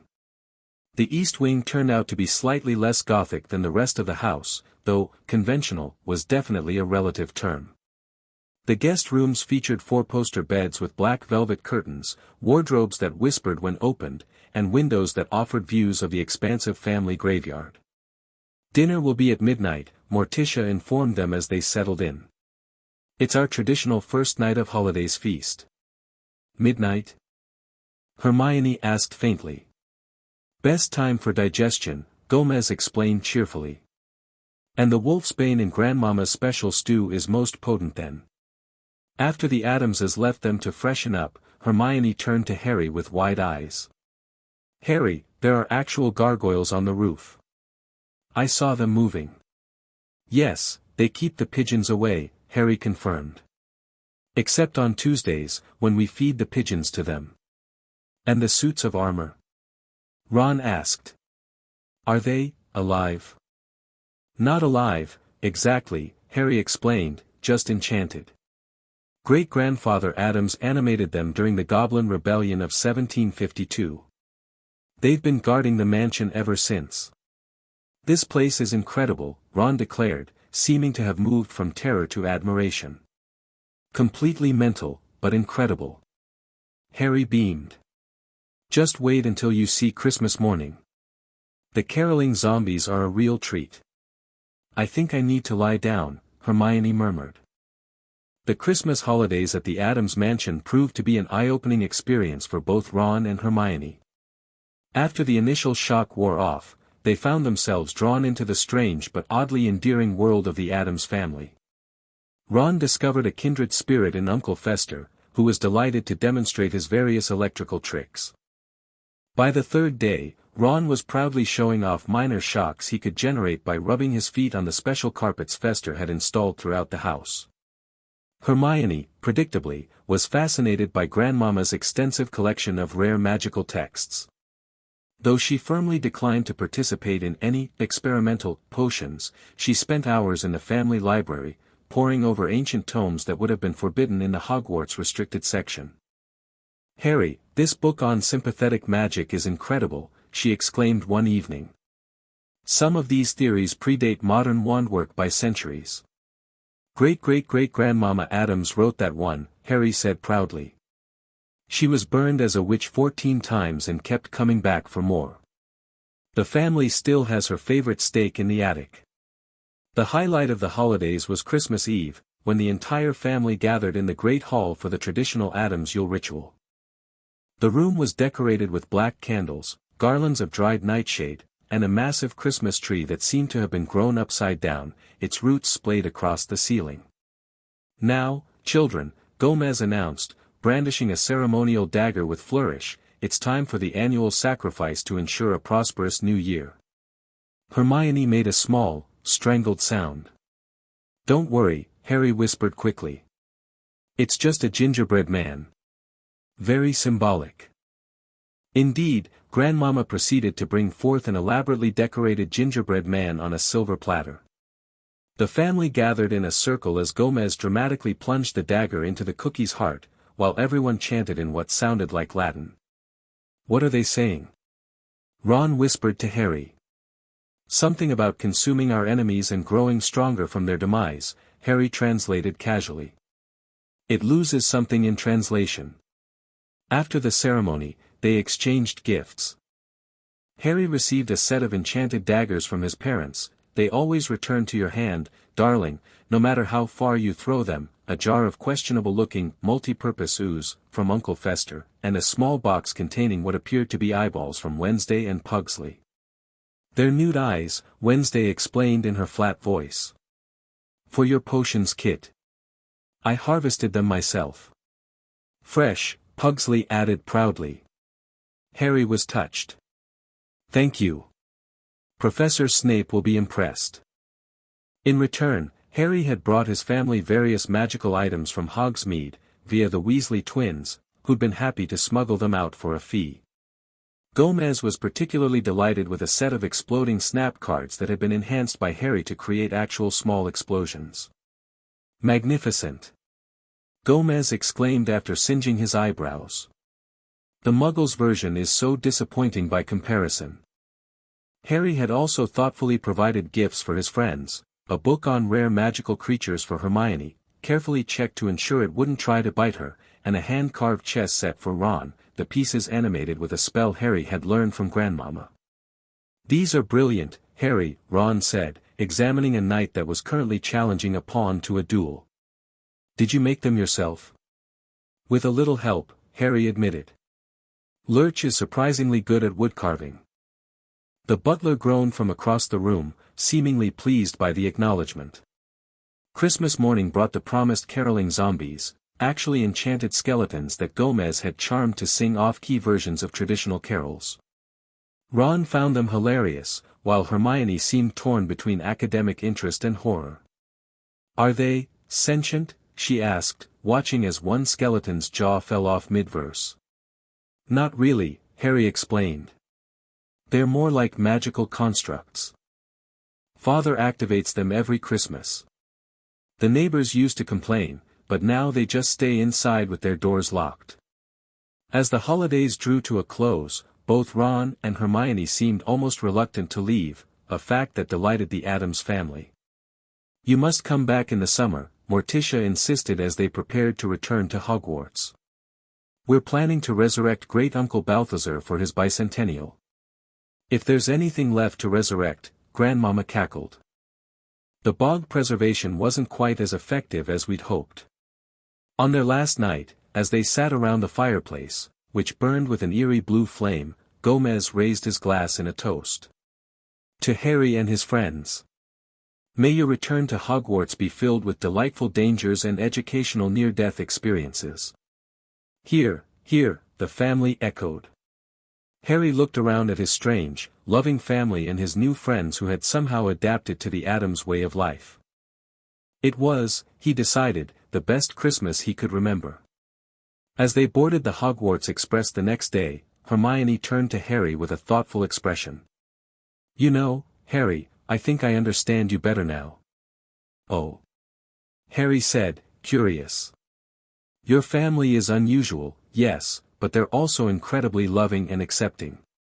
I can see why you're so comfortable with things that scare other people." Harry smiled. "Fear is just another way to know you're alive. That's what Mother always says." "Mental," Ron commented, "but brilliant." Your family is completely mad, Harry, and I love them. Harry felt a warm glow of pride. His two worlds were coming together, and somehow, it was working. The return to Hogwarts brought new challenges and mysteries. January's bitter cold settled over the castle, but Harry found it rather refreshing after the perpetually chilly Addams mansion. One particularly important development was their discovery about Nicholas Flamel. Before the holidays, they had been trying to find out who the alchemist was, suspecting his work had something to do with whatever was being guarded on the third floor. "I can't believe I didn't think of this sooner," Hermione exclaimed one day in the library, slapping an enormous old book onto the table. "I checked this out weeks ago for a bit of light reading." "Light?" Ron questioned, eyeing the massive tome. Hermione flipped through the pages until she found what she was looking for. Here it is. Nicholas Flamel is the only known maker of the Philosopher's Stone, a legendary substance with astonishing powers. The stone will transform any metal into pure gold. It also produces the elixir of life, which will make the drinker immortal. Immortal? Ron gasped. "That's what the Addamses have been trying to achieve for generations," Harry commented casually. "Though most of the family methods involve darker rituals. Great-Aunt Lucretia got close once, but then the villagers found her laboratory." Hermione ignored this disturbing aside. "That must be what's under the trapdoor. The Philosopher's Stone. That's what the three-headed dog is guarding. And Snape's trying to steal it," Ron added. Harry frowned. "I'm not convinced it's Snape. He doesn't seem the type to care about gold or immortality. When I asked him about eternal life in potions class, he said it was a fool's errand pursued by dunderheads too afraid of death to accept the natural order." "You asked him about eternal life?" Hermione looked aghast. "It came up when we were discussing preserving ingredients," Harry shrugged. "Anyway, I think Professor Quirrell is more suspicious." "Quirrell?" Ron scoffed. "He's afraid of his own shadow." "Sometimes the best disguise is appearing weak," Harry said thoughtfully. "Wednesday taught me that before she pushed me into the piranha pool. I wasn't expecting it because she'd acted scared of the fish all morning."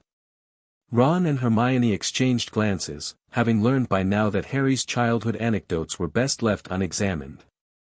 Regardless of who wants it, Hermione steered them back on topic. "If the stone is here at Hogwarts, it's in danger. Should we tell someone?" Ron suggested. Harry shook his head. "We need more evidence first. Father always says, never accuse someone of nefarious deeds unless you can prove it or join in." "I don't think that's sound legal advice," Hermione muttered. As January melted into February, Harry became increasingly convinced that Quirrell, not Snape, was the real threat to the stone. He noticed how the defense professor would linger near the third-floor corridor, how his stutter seemed to disappear when he thought no one was listening, and most tellingly, how Harry's scar would burn whenever Quirrell's back was turned to him. "There's something wrong about him," Harry insisted after a particularly painful defense class. "And it's not just his terrible teaching." "But what motive would Quirrell have?" Hermione asked. "Snape at least has the whole evil dungeon master vibe going for him." "Appearances can be deceiving," Harry replied. "At home, the most dangerous room is the nursery. Pugsley's been building bombs in there since he was 4. Despite their suspicions, they had no concrete proof. But Harry was patient, another trait the Addams family had instilled in him. After all, Cousin Itt had spent 70 years waiting for his hair to grow to its current length. Some things couldn't be rushed. The opportunity to investigate further came in March, when Harry overheard Quirrell whimpering in an empty classroom, as if he was being threatened. But when Harry peered in, Quirrell was alone, his turban slightly askew as he muttered to himself. "No, no, not again, please," Quirrell was saying. Harry's scar seared with pain, causing him to gasp. Quirrell spun around, his face instantly transforming from terror to suspicion. "P. Potter. What are you doing here?"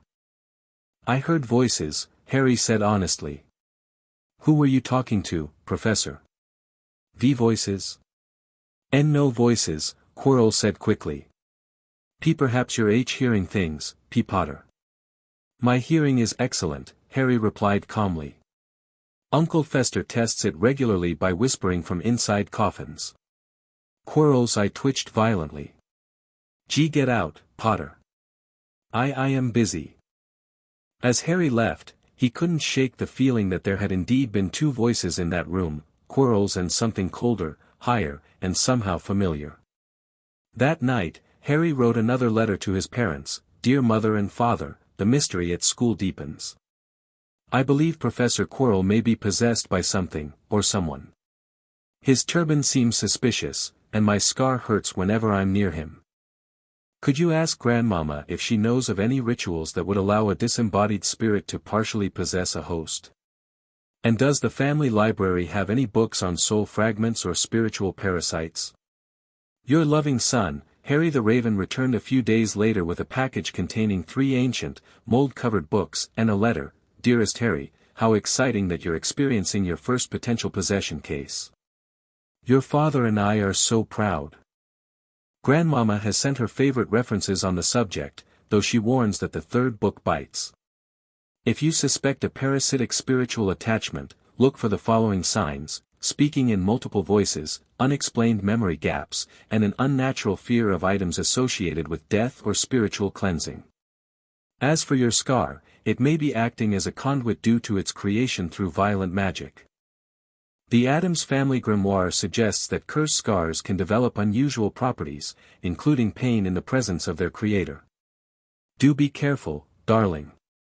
Not because we fear for your safety, but because we'd hate for you to miss all the fun by being killed prematurely. With the darkest of affections, Mother and Father. P.S. Wednesday has been practicing her garroting. She hopes to demonstrate her improved technique when you return for Easter. Harry shared the letter with Ron and Hermione, who had very different reactions. Your family sent you books on possession? Hermione asked, looking both horrified and intrigued. These should be in the restricted section. Probably why they're not in the Hogwarts library, Harry agreed. Grandmama says knowledge shouldn't be restricted just because it might accidentally summon demons. Accidentally? Ron repeated weakly. Harry shrugged. It only happened once, and Uncle Fester said the cleanup wasn't too difficult. Hermione was already poring over the first book, being careful not to touch the pages directly. They appeared to be made of something that wasn't quite paper. Harry, she said slowly, if your mother is right about your scar being connected to its creator, and if Quirrell is somehow connected to you know who. You think Voldemort is possessing Quirrell? Harry finished, ignoring Ron's flinch at the name. That would explain a lot. But that's impossible. Ron protested. You know who is dead. Not necessarily, Harry replied thoughtfully. There are many states between fully alive and completely dead. Great-Uncle Alphonse has been semi-corporeal for decades. We set a place for him at dinner, but the food just falls through him. Hermione closed the book with a snap. We need to tell Dumbledore. With what evidence? Harry asked. That my scar hurts and my family's books on dark magic suggest possession. They'd just take the books away. Then we need to investigate further, Hermione decided. But carefully. Their chance came sooner than expected. A few nights later, Harry was awakened by the finger his parents had sent, frantically poking his cheek. What is it? Harry whispered, sitting up. The finger pointed toward the window, where Harry could see a cloaked figure hurrying across the moonlit grounds toward the forbidden forest. Quirrell. Harry murmured, recognizing the distinctive gait. The finger gave a thumbs up. Without hesitation, Harry slipped out of bed, pulled on his invisibility cloak, a Christmas gift from an anonymous sender, and crept out of the dormitory. He considered waking Ron but decided against it. This might require the special brand of stealth that growing up in a house full of creaking floorboards and carnivorous plants had taught him. Outside the castle, Harry followed Quirrell's distant figure into the forest, moving silently through the trees. The Addams family's annual Hunt the Children game had given Harry plenty of practice at moving undetected through dark woods. He finally caught up to Quirrell in a shadowy clearing, where the professor stood unnaturally still, as if listening. Then, to Harry's shock, Quirrell began to unwind his turban. What happened next would have terrified any normal person. As the turban fell away, the back of Quirrell's head was revealed to have a face, a terrible, chalk-white face with glaring red eyes and slits for nostrils. "Harry Potter," the face whispered, somehow sensing his presence despite the invisibility cloak. "I know you are there." Harry, rather than running in terror, found himself stepping forward with fascination. He removed the cloak, facing the grotesque sight with the same interest he might show one of Grandmama's more unusual cooking experiments. "Voldemort, I presume," he said calmly. "I thought it might be you. The back of a head is an interesting choice of residence." The red eyes widened slightly, clearly not expecting this reaction. "You do not fear me, boy," the face hissed. Harry considered this. "Not particularly. I grew up with Wednesday as a sister. She once replaced my bath water with blood. This," he gestured at Voldemort's face, "is unusual, but not especially terrifying." Quirrell's body turned so Voldemort could face Harry fully. "You should fear me." Voldemort's face contorted with rage. "I killed your parents. I am the greatest dark wizard of all time." Harry tilted his head. "With all due respect, you're currently living on the back of someone else's head. Great Aunt Calpurnia maintains a more dignified undead existence, and she's just a talking skull on the mantelpiece." A sound like steam escaping a kettle emerged from Voldemort's lipless mouth. "How dare you? When I regain my body," "About that," Harry interrupted, genuinely curious now. "Is the Philosopher's Stone your plan? It seems rather conventional." "Silence!" Voldemort shrieked. "Quirrell, seize him." Quirrell's body spun around, his hands reaching for Harry. But the moment Quirrell's skin touched Harry's, something extraordinary happened.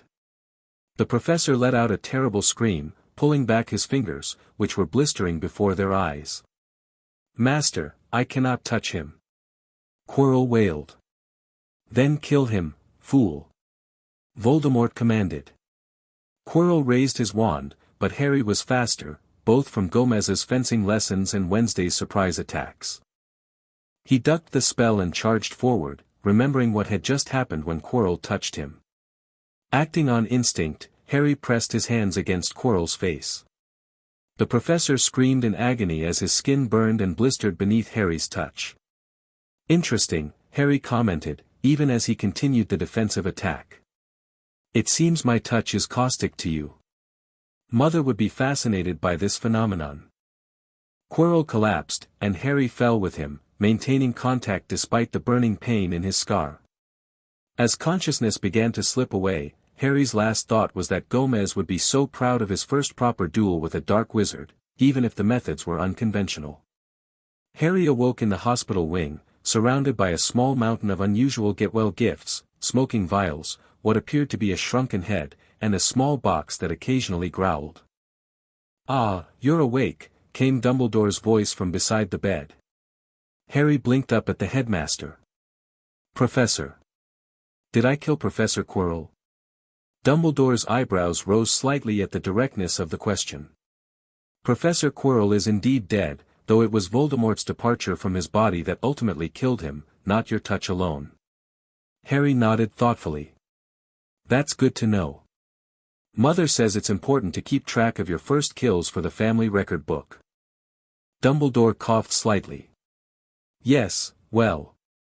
I must say, Harry, your reaction to the whole affair has been remarkably composed." "Thank you," Harry said, taking it as a compliment. "I've received several interesting communications from your family," Dumbledore continued, gesturing to the pile of gifts. "Including a rather detailed letter from your mother suggesting various protective enchantments for your bed that, while creative, would violate at least 7 school safety regulations." "That sounds like Mother," Harry agreed fondly. She's always been protective, in her way. Last year, she lined my bedroom with poisonous spikes to test my reflexes upon waking. Dumbledore's eyes twinkled despite himself. The Addamses have always been a unique family. I must admit, when I discovered they had adopted you, I had concerns. Because they're weird? Harry asked directly. Because they're unconventional, Dumbledore corrected diplomatically. But seeing you now, brave, resourceful, and remarkably well-adjusted in your own way, I believe they have given you exactly what you needed. A tolerance for darkness without embracing cruelty, Harry said thoughtfully. That's what Mother says is the Addams way. Indeed, Dumbledore nodded. And that is precisely what makes you so uniquely suited to face Voldemort. Where he expected fear, you showed curiosity. Where he expected reverence, you showed, is it true you called him boring? Harry grinned. I might have implied his choice of accommodations lacked imagination. Dumbledore chuckled. No wonder he fled so hastily. There is nothing more devastating to someone like Voldemort than not being taken seriously. He's not gone for good, is he? Harry asked, already knowing the answer. No, Dumbledore confirmed.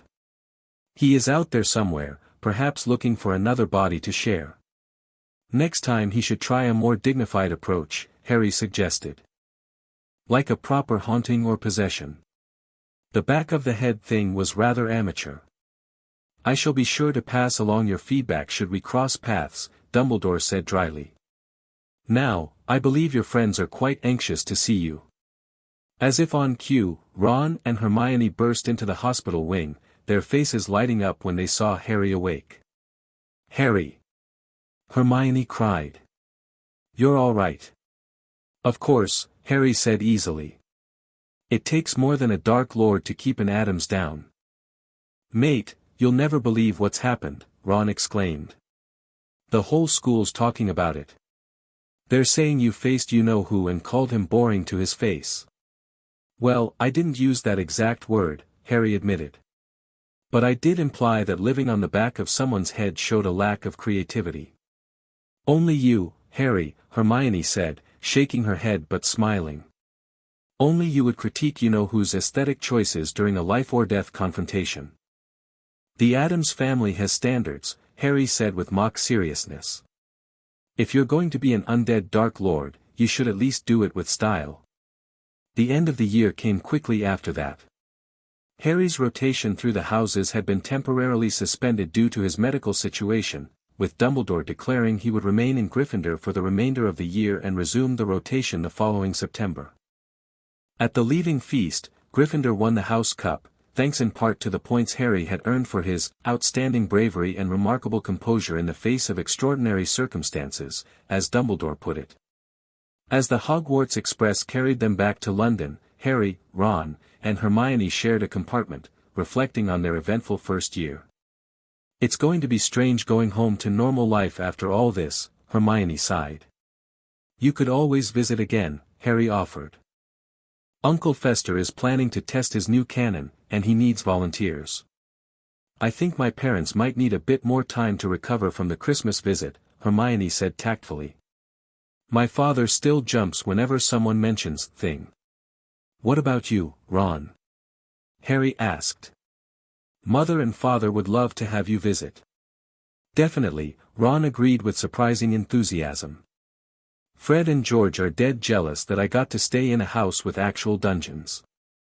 As the train pulled into platform 9 3/4, Harry spotted his family immediately. They were, as usual, at the center of a wide circle of empty space, with other families giving them a generous berth. This time, however, Harry noticed something different. Morticia was engaged in what appeared to be civil conversation with Mrs. Weasley, while Gomez was enthusiastically showing Mr. Weasley something that occasionally emitted sparks. Looks like our families are getting acquainted, Harry observed, feeling a surge of happiness. Merlin help us all, Ron muttered, though he was grinning.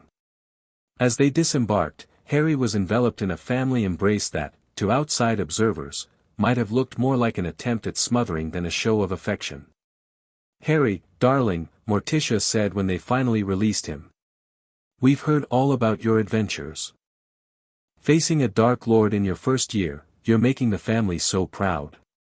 Next time, try to bring back a souvenir," Wednesday suggested flatly. "A piece of his soul would make an excellent addition to the family collection." "I'll do my best," Harry promised. Gomez clapped him on the shoulder. "That's the spirit. Always looking forward to the next encounter with death and darkness." Harry turned to his friends, who were watching this exchange with expressions that mixed amusement and alarm. "See you next year?" he asked. "Definitely," Ron confirmed. "Though I'm not sure Hogwarts is ready for Harry Addams, year 2. Neither is Voldemort," Harry added with a grin. As he left the platform with his wonderfully macabre family, Harry reflected on how differently things might have turned out had the Addamses not found him that night in the cemetery. Without their loving acceptance of all things dark and strange, he might have feared Voldemort rather than finding him underwhelming. After all, when you've grown up with Wednesday trying to bury you alive as a game and Uncle Fester using you as a lightning rod during thunderstorms, a noseless Dark Lord living on the back of someone's head just wasn't that impressive. Harry smiled, already looking forward to his next year at Hogwarts. If Voldemort wanted to truly frighten him, he'd need to try much, much harder. The bar for terror in the Addams household was extraordinarily high, and so far, the so-called Dark Lord hadn't even come close to meeting it. Chapter 3, The Dark Lord's Disappointment. Duck, Harry. Harry dropped flat as a massive fireball whooshed over his head, singeing a few hairs and leaving the distinct smell of burnt toast in its wake. The Hungarian horntail roared in frustration, its tail whipping dangerously close to where he crouched behind a boulder. "This is brilliant," Harry called out cheerfully, his eyes alight with excitement. "Much better than the garden gnome's father enchants to chase me." From the stands, Hermione covered her eyes in horror while Ron watched with a mixture of terror and fascination. The rest of the crowd gasped as Harry did something no other champion had attempted. He stepped out from his cover and walked directly toward the dragon, arms spread wide. "Hello, magnificent beast," Harry called in a calm, respectful voice. "I wonder if we might come to an arrangement. I need that golden egg, and you'd probably prefer I didn't keep dodging around your territory like a pest." The dragon paused, smoke curling from its nostrils as it tilted its massive head, seemingly confused by this small human who showed neither fear nor aggression. Harry continued moving forward slowly. Wednesday's pet spiders respond well to direct eye contact and speaking in a calm voice.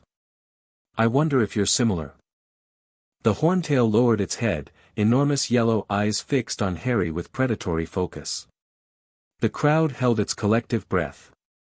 Even the judges leaned forward in their seats, wands ready to intervene. "That's it," Harry murmured, now close enough that the dragon's hot breath ruffled his robes. "We understand each other, don't we? Misunderstood creatures, both of us." To the astonishment of everyone watching, the horntail slowly shifted its position, moving just enough to reveal the golden egg nestled among its real eggs. It maintained eye contact with Harry the entire time, as if issuing a challenge. "Thank you," Harry said with a small bow. "I promise to return to visit sometime. Perhaps you'd enjoy meeting my family's pet octopus. He rarely gets company." Harry calmly walked forward, retrieved the egg, and backed away respectfully. The dragon watched him go without making a single aggressive move. As Harry exited the arena, the crowd's stunned silence erupted into wild cheering. Professor McGonagall was the first to reach him, her face pale beneath her tartan hat. "Potter. Addams," she corrected herself, flustered. "What were you thinking, approaching a nesting dragon like that? It could have incinerated you instantly." "Oh, I doubt that," Harry replied cheerfully. "Uncle Fester sets me on fire at least once a month to build immunity. I barely blister anymore." McGonagall opened her mouth, closed it again, and finally just shook her head. "Just, go see Madame Pomfrey for a checkup." "But I'm not hurt," Harry protested. "Humor me," McGonagall said firmly. As Harry made his way toward the medical tent, he was intercepted by Rita Skeeter, her acid green quill already dancing across her notepad. "Harry. That was quite the performance. Tell me, were you trying to commit suicide in the most spectacular way possible, or do you simply have a death wish?" Harry smiled politely. "Neither, Miss Skeeter. Dragons are just misunderstood creatures. Like my cousin ITT, people think he's a walking hairball, but he's actually a brilliant tax attorney." Rita's quill paused. "Your cousin is a hairball?" "A very sophisticated hairball," Harry corrected. "With excellent taste in bow ties." Before Rita could process this, Ron and Hermione pushed through the crowd, Ron looking sheepish and Hermione still shaking. "Harry!" Hermione cried, throwing her arms around him. "That was either the bravest or most foolish thing I've ever seen." "Probably both," Harry admitted cheerfully. Ron shifted awkwardly. "Mate, I'm sorry for, thinking you put your name in the goblet." Harry waved dismissively. "It's fine. Wednesday gives me the silent treatment at least twice a year when she thinks I've touched her torture devices." "We were so worried," Hermione continued. "Especially after that article Rita wrote suggesting you entered the tournament because of your, quote, disturbed upbringing that has left him unable to distinguish between danger and entertainment." Harry brightened. "Mother framed that article. She sent me a letter saying it was the nicest thing anyone had ever written about the family." Ron laughed, the tension between them finally broken. "Only you would take that as a compliment, Harry." "Come on," Harry said, holding up the golden egg. "Let's see what kind of horrifying challenge comes next." The Yule Ball was approaching, and Harry found himself in the unusual position of needing a date. Dancing itself wasn't the issue. Gomez and Morticia had insisted on teaching him all the Addams family traditional dances, from the mamushka to what they called the passionate tango of eternal night. "You have to ask someone, Harry," Hermione insisted during dinner in the Great Hall. "Champions have to open the ball with their partners." "I know," Harry sighed. "But who would want to go with me? Half the school still thinks I'm trying to get myself killed in the tournament, and the other half is scared I'll bring a reanimated corpse as my +1. Would you?" Ron asked, looking genuinely curious. "Of course not," Harry replied seriously. "Mother says necromancy is inappropriate for school dances. Plus, the preservation spells make them smell awful after a few hours."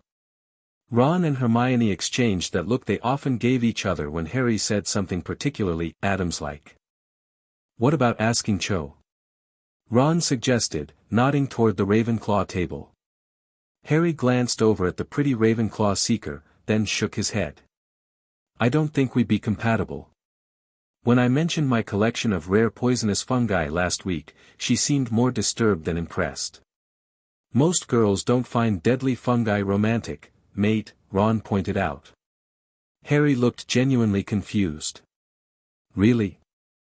Mother always says father won her heart by gifting her a bouquet of deadly nightshade on their first date." "What about Luna Lovegood?" Hermione suggested suddenly. "She's a bit unconventional. You might get along." Harry perked up. "The girl who believes in creatures no one else can see. She sounds delightful." The next day, Harry approached Luna in the library. She was reading a copy of the Quibbler upside down, her wand tucked behind her ear for safekeeping. "Hello, Luna," Harry greeted her. She looked up, her protuberant eyes giving her a permanently surprised look. "Hello, Harry Addams. Your aura is particularly murky today. Have you been near the Thestrals?" "Not today, though I did bring them some raw meat yesterday. They remind me of the skeletal horses father raises back home." Harry sat down beside her. "I actually wanted to ask you something. If it's about the Rotfong conspiracy, I'm afraid I don't have any new information," Luna said serenely. "It's about the Yule Ball," Harry clarified. "I need a dance partner, and I thought you might be interesting to spend an evening with." Luna tilted her head. "That's very nice of you. Most people think I'm too strange to ask to dances." Harry grinned. I grew up in a house where the butler is 8 feet tall and groans instead of speaking, my uncle generates electricity from his body, and my sister keeps venomous spiders as pets. I find strange rather comforting. In that case, I'd love to go with you, Luna replied with a dreamy smile. Should I wear something specific? I was thinking of a dress made from dirigible plum leaves. That sounds perfect, Harry enthused. I'm wearing formal robes that Mother enchanted to writhe slightly, as if they're alive. We'll make quite the impression. When the night of the Yule Ball arrived, Harry waited at the bottom of the stairs for Luna. His dress robes were indeed moving subtly, the deep black fabric occasionally rippling as if something was crawling beneath it. Several students gave him a wide berth, but Harry was used to that. Luna appeared wearing a dress of silvery gray that seemed to shimmer with an inner light. Small radishes hung from her ears, and her hair was interwoven with what appeared to be tiny living butterflies. You look wonderfully bizarre, Harry complimented her sincerely. Thank you, Luna replied. Your robes appear to be infested with raxburts. Very fashionable. They entered the great hall arm in arm, drawing curious stares. When the champions were called to open the ball, Harry led Luna onto the dance floor with the practice Grace Gomez had drilled into him. Most people are surprised I can dance, Harry commented as they whirled around the floor. They don't realize that dancing is practically a religion in the Addams family. You move like someone familiar with avoiding sudden death, Luna observed dreamily. It gives your steps a certain urgency. Harry laughed. That's exactly what Father says. Dance like the floor might open beneath you at any moment, my boy. As the night progressed, Harry found himself genuinely enjoying Luna's company. She was perhaps the only student at Hogwarts who didn't seem disturbed by his unusual upbringing. When he mentioned Wednesday's habit of practicing guillotine maintenance during family dinners, Luna merely remarked that it sounded more interesting than watching her father edit Quibbler articles. Would you like to see the rose garden? Harry suggested after several dances. I heard Professor Sprout has cultivated some flesh-eating varieties especially for tonight. I'd love to, Luna agreed. I've brought some bacon bits in my purse. Perhaps they'd enjoy a snack. Outside in the fairy-lit garden, they found a bench partially hidden by rosebushes. True to Harry's prediction, some of the roses snapped at passers-by, though most students were too engrossed in their romantic liaisons to notice. This has been lovely, Luna said as they sat down. Most people avoid spending time with me. Their loss, Harry said sincerely. You're the most interesting person I've met at Hogwarts. Luna smiled. You're unusual too, you know. Not just because of your family, but because you see things differently. You don't fear what others fear. Harry considered this. I suppose growing up with the Addamses gives you a unique perspective. Fear is celebrated in our house. The more terrifying something is, the more we're drawn to it. That explains why you weren't afraid of the dragon, Luna noted. Or the Thestrals. Or Professor Snape. Harry laughed. Snape reminds me of Wednesday, except he uses fewer physical weapons and more cutting remarks. Their conversation was interrupted by raised voices from behind a nearby rosebush. Harry recognized Snape's silky tones and the gruff accent of Igor Karkaroff, the Durmstrang headmaster. It's getting clearer every day, Karkaroff was saying urgently. Surely you've noticed. Then flee if you want, Snape replied coldly. Make your excuses. I, however, am staying. Harry and Luna exchanged glances but remained silent until the two men had moved away. Interesting, Harry murmured. Karkaroff seems afraid of something. The mark is returning, Luna said matter-of-factly. Daddy says the signs have been appearing for months. What mark? The dark mark, Luna explained, her usual dreaminess momentarily replaced with seriousness. The sign of you-know-who. Harry's hand unconsciously went to his scar. It had been prickling more frequently lately, especially during his dreams. He'd been having strange visions, an old house, a massive snake, and a high, cold voice giving orders. I think you're right, Luna, Harry said thoughtfully. And I think the Triwizard tournament might be connected somehow. Someone put my name in that goblet for a reason, and I doubt it was for my entertainment, despite what Professor Moody suggested. You don't seem very worried, Luna observed. Harry shrugged. Mother always says, when dark forces are gathering, Addamses throw a party. We tend to see impending doom as an opportunity for excitement. Luna nodded as if this made perfect sense. That's a healthy attitude. Fear only attracts Raxperts. By the time they returned to the castle, Harry had decided that Luna Lovegood was definitely someone he wanted to keep close. Anyone who could discuss the potential return of Voldemort with the same dreamy calmness she used to describe imaginary creatures was someone who would fit right in with the Addams family philosophy. The second task of the Triwizard tournament found Harry diving into the Black Lake to rescue Ron, who had been taken as the thing he would most sorely miss. Harry had solved the eggs clue easily enough. Grandmama had taught him Mermish years ago, claiming it was essential for certain underwater rituals the family performed on the summer solstice. Unlike the other champions, Harry didn't use gillyweed or transfiguration to breathe underwater. Instead, he employed a technique Uncle Fester had taught him during their annual "How Long Can You Stay Submerged" contests. The secret, Uncle Fester had explained, is to convince your body it doesn't need oxygen. Mind over matter. The technique involved a combination of controlled hyperventilation, extraordinary lung capacity developed through years of practice, and a special paste Grandmama had created that temporarily allowed oxygen absorption through the skin. The Addamses had been using it for generations, primarily for surprising unwanted visitors by lurking in decorative ponds. Harry swam through the murky water with practiced ease, his eyes wide open despite the sting. The Grindylows that attacked other champions gave him a wide berth, something about his aura unsettled them. When he finally reached the Merpeople's village, he found Ron tied alongside Cho Chang, Hermione, and a small blonde girl who could only be Fleur's sister. The Merpeople watched curiously as Harry approached. To their surprise, he greeted them in perfect Mermish. Good day to you, noble denizens of the deep. I've come for my friend. The Merpeople hovered, tridents ready but expressions uncertain. One of them, wearing a crown of shells, responded in the same screeching language. You speak our tongue, land dweller. My grandmother taught me, Harry explained. She has great respect for your people's knowledge of underwater curses. This seemed to please them. The chief gestured toward Ron. Take only what belongs to you. Harry nodded, but hesitated when he noticed Fleur was nowhere to be seen. What happens to the others if their champions don't arrive?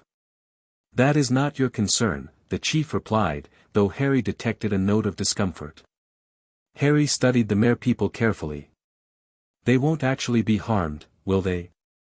This is just part of the task. The chief nodded reluctantly. They will return to the surface when the task ends. Excellent, Harry said cheerfully. He drew his wand, causing the Merpeople to raise their tridents. Don't worry, I'm just releasing my friend. A quick spell severed the ropes holding Ron. As Harry prepared to ascend, he noticed the small French girl struggling slightly in her enchanted sleep, tiny bubbles escaping her lips. The sight reminded him of the time Pugsley had accidentally trapped himself in one of the family's underwater torture devices, and how Wednesday had grudgingly rescued him, after taking photographs, of course. Without further hesitation, Harry severed Gabrielle's ropes as well. When the Merpeople protested, he gave them what Wednesday called his "I'm going to collect your teeth while you sleep" smile. My family has a saying, Harry told them pleasantly. Never leave anyone behind. Unless they'd make a better decoration than companion. The Merpeople, perhaps sensing something unusual about this particular wizard, backed away. Harry grabbed both Ron and Gabrielle and began swimming upward. The extra weight slowed him down considerably, but he managed to maintain his calm despite his lungs beginning to burn. When they finally broke the surface, Ron spluttered awake immediately. Harry. What happened? Just a quick swim, Harry replied casually, though his lips were turning slightly blue from oxygen deprivation. Help me with the little one, will you? Together they managed to get Gabrielle to the shore, where Fleur was being restrained by Madame Maxime from jumping back into the lake. My sister. You saved her.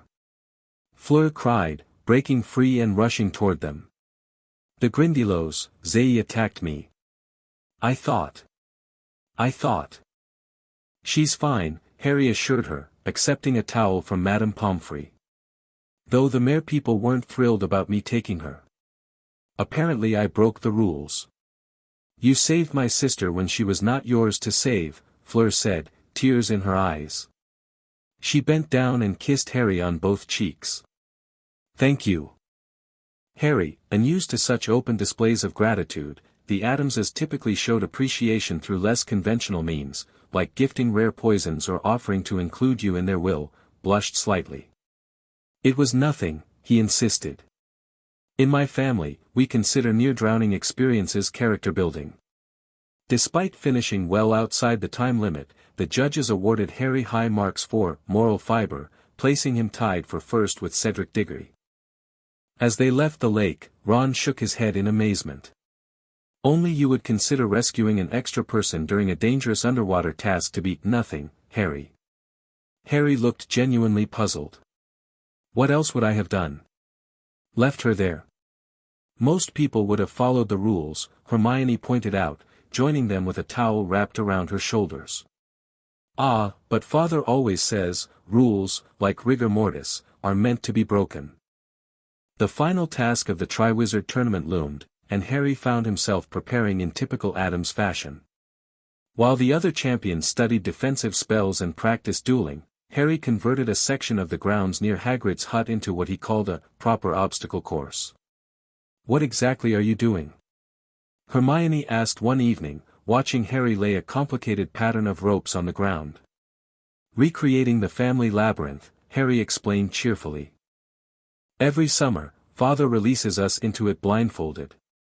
The goal is to reach the center without triggering any of the traps. That sounds horrible. Hermione exclaimed. Harry looked offended. It's tradition. The current family record is held by Great-Aunt Ophelia, who made it through with only minor dismemberment. Ron, who had been helping Harry place what looked suspiciously like modified Muggle landmines, wiped his brow. These things won't actually explode, will they? Nothing lethal, Harry assured him. Just enough bang to simulate danger without requiring hospital stays longer than a week. That's reassuring, Hermione muttered. The trio had been spending every free moment preparing for the final task, though Harry seemed far less concerned than his friends. While they worried about the maze, Harry was more interested in the bigger picture, the increasingly clear signs that someone at Hogwarts was working toward a sinister goal. It all connects, Harry explained one night in the Gryffindor common room, his notes spread across 3 tables. My name in the goblet, the strange dreams, Karkaroff's fear, Moody's odd behavior. Moody?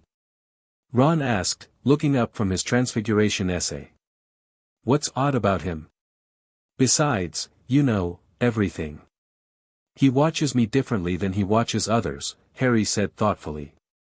And sometimes his magical eye follows me even when he's supposedly focusing elsewhere. He's an Auror, Hermione reasoned. He's naturally suspicious. Perhaps, Harry conceded. But there's something else. When I mentioned the Addams family grimoire during defense class, he asked very specific questions about certain dark rituals. The kind of questions only someone with particular interests would know to ask. Like what? Hermione pressed. Like whether the grimoire contained information on ways to restore physical form to a disembodied spirit, Harry said quietly. Something my family has extensive knowledge of, given Great-Uncle Alphonse's unfortunate incident with the wood chipper in 1897. Ron choked on his pumpkin juice. You think Moody is interested in bringing back you-know-who? Not Moody, Harry said, his green eyes darkening. Someone using his appearance. The real Moody was part of the team that raided our family home in the 1970s when they suspected Uncle Fester of supplying cursed artifacts to Voldemort supporters. There's no way he'd forget that, yet this Moody acted like he'd never heard of the connection when I mentioned it. Hermione's eyes widened. Polyjuice potion?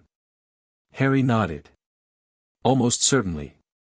And if someone's impersonating Moody while asking about physical restoration rituals? They're planning to bring back you-know-who, Ron finished, his face pale beneath his freckles. And the Triwizard tournament is somehow part of the plan, Hermione added. Harry leaned back in his chair, looking oddly calm for someone discussing the potential resurrection of the wizard who had murdered his parents. Mother will be so jealous. She's been trying to fully resurrect great-grandfather Addams for decades, but all she's managed is to get his right arm mobile enough to play simple piano pieces. Harry. Hermione scolded. This is serious. I know, Harry assured her. But Father always says that approaching terrible situations with humor is what separates the Addamses from common doomsayers. Despite Harry's apparent nonchalance, he took several precautions in the weeks leading up to the final task. He wrote detailed letters to his family, asking for specific information from their extensive library on protective charms, resurrection rituals, and magical contract loopholes.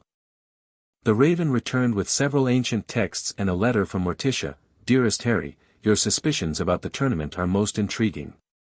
The Addams family has always appreciated a good conspiracy, particularly ones involving dark rituals and potential resurrections.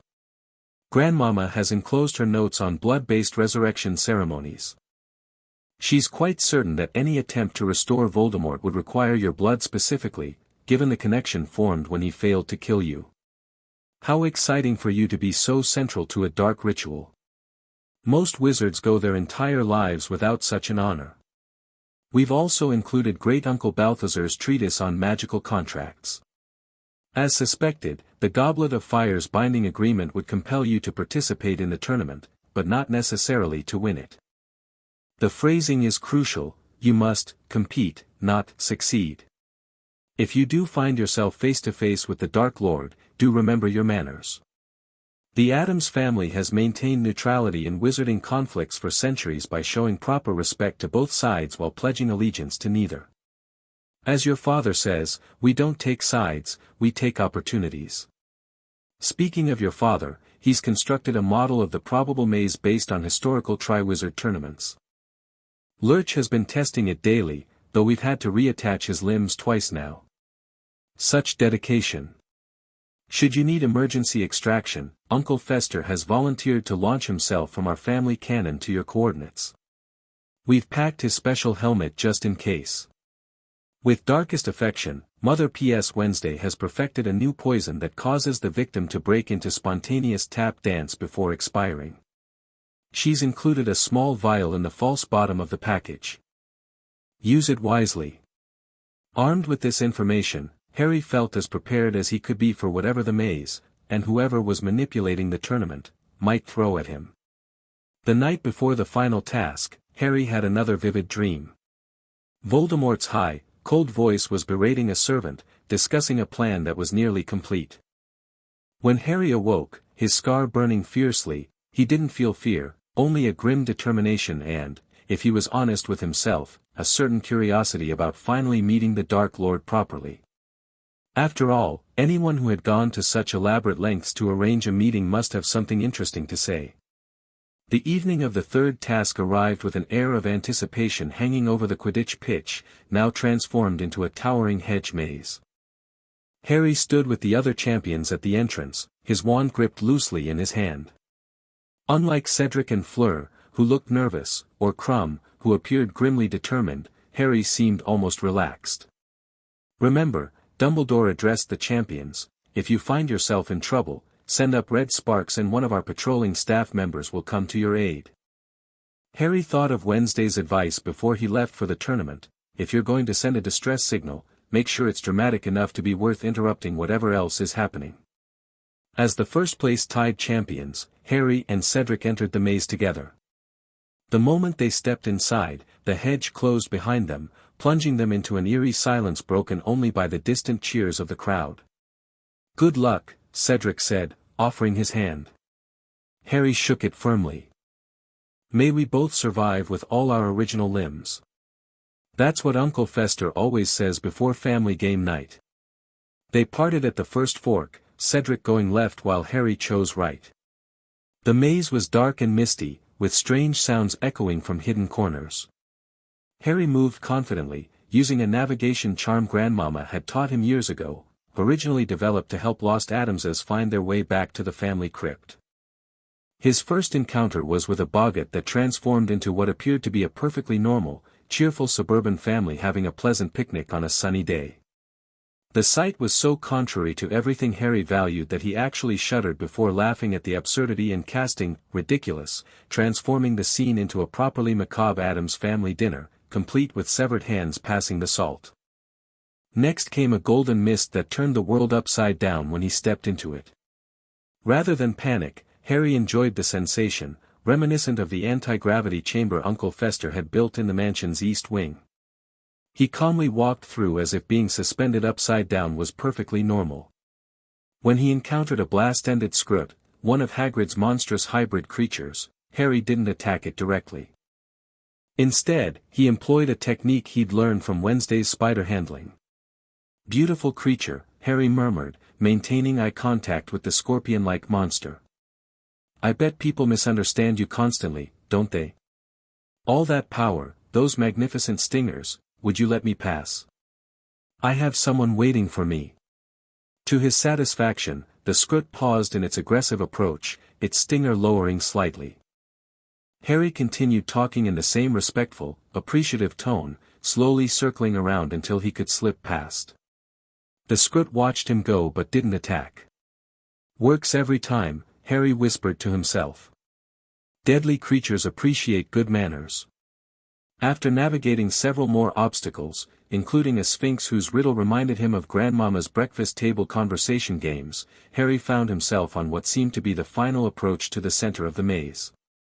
He could see the Triwizard cup gleaming on a plinth ahead, its blue light cutting through the mist. Suddenly, Cedric burst from a side path, running toward the cup. Close behind him, something massive was crashing through the hedges, a giant spider, at least 8 feet tall. "Cedric, look out!" Harry called, rushing forward. The Hufflepuff turned just as the Acromantula lunged. Harry, rather than attacking the spider directly, called out in the clicking language Wednesday had taught him for communicating with her pet arachnids. "Magnificent hunter, we mean no harm. There is easier prey beyond the maze." The spider hesitated, its multiple eyes fixed on Harry. This brief pause gave Cedric time to cast a stunning spell, though it only served to irritate the creature further. "What was that?" Cedric gasped as Harry reached his side. "Arachnid Diplomatic Corps," Harry explained quickly. "Not entirely successful, I'm afraid." "Together on 3." They cast their spells simultaneously, Cedric's Stupefy combined with Harry's more unusual, Arachnifer's Recanto, a spell Grandmama had developed to keep Wednesday's spiders from growing beyond manageable sizes. The combination worked better than either expected, causing the Acromantula to shrink to the size of a dinner plate before scuttling away in confusion. "That was brilliant," Cedric panted, clutching a bleeding leg where the spider had caught him. "What was that spell?" "Family secret," Harry said with a wink. "Are you all right?" "I'll live," Cedric grimaced. "You should take the cup. You saved me, and you got here without injury." Harry looked at the gleaming trophy, then back at Cedric. Something felt off about the whole situation. The tournament had been manipulated from the beginning, and now here was the cup, seemingly waiting for him specifically. "Let's take it together," Harry suggested, a plan forming in his mind. Hogwarts victory either way. If someone had indeed set this up as a trap, they'd expect him to touch the cup alone. Having Cedric along might disrupt whatever was planned. "You're sure?" Cedric asked. "Absolutely," Harry nodded. "On 3?" They grasped the handles of the cup simultaneously, and immediately Harry felt the familiar hook behind his navel that signaled a portkey activation. His suspicions had been correct, and now they were both being transported somewhere far from Hogwarts. They landed hard on damp ground, Cedric sprawling while Harry managed to keep his feet. Years of being unexpectedly dropped from heights by various family members had given him excellent landing skills. "Where are we?" Cedric asked, looking around at what appeared to be a graveyard. Harry recognized it instantly from his dreams. "We need to get back to the cup," he said urgently. "Now." But before they could move, a figure emerged from the shadows, carrying what looked like a bundle of robes. Harry's scar exploded with pain so intense it nearly brought him to his knees. "Kill the spare," came a high, cold voice from the bundle. "Avada Kedavra," the figure shouted. Harry, operating on pure instinct, threw himself into Cedric, knocking them both behind a large gravestone just as the green light flashed past. "What the hell?" Cedric gasped. "Death Eaters," Harry hissed. "And Voldemort, I think. In that bundle. They want me, not you." He pointed to the portkey cup, now lying some 20 feet away. "When I create a distraction, run for the cup. Get back to Hogwarts and warn Dumbledore." "I'm not leaving you," Cedric protested. "You must," Harry insisted. "This is between me and him. It always has been."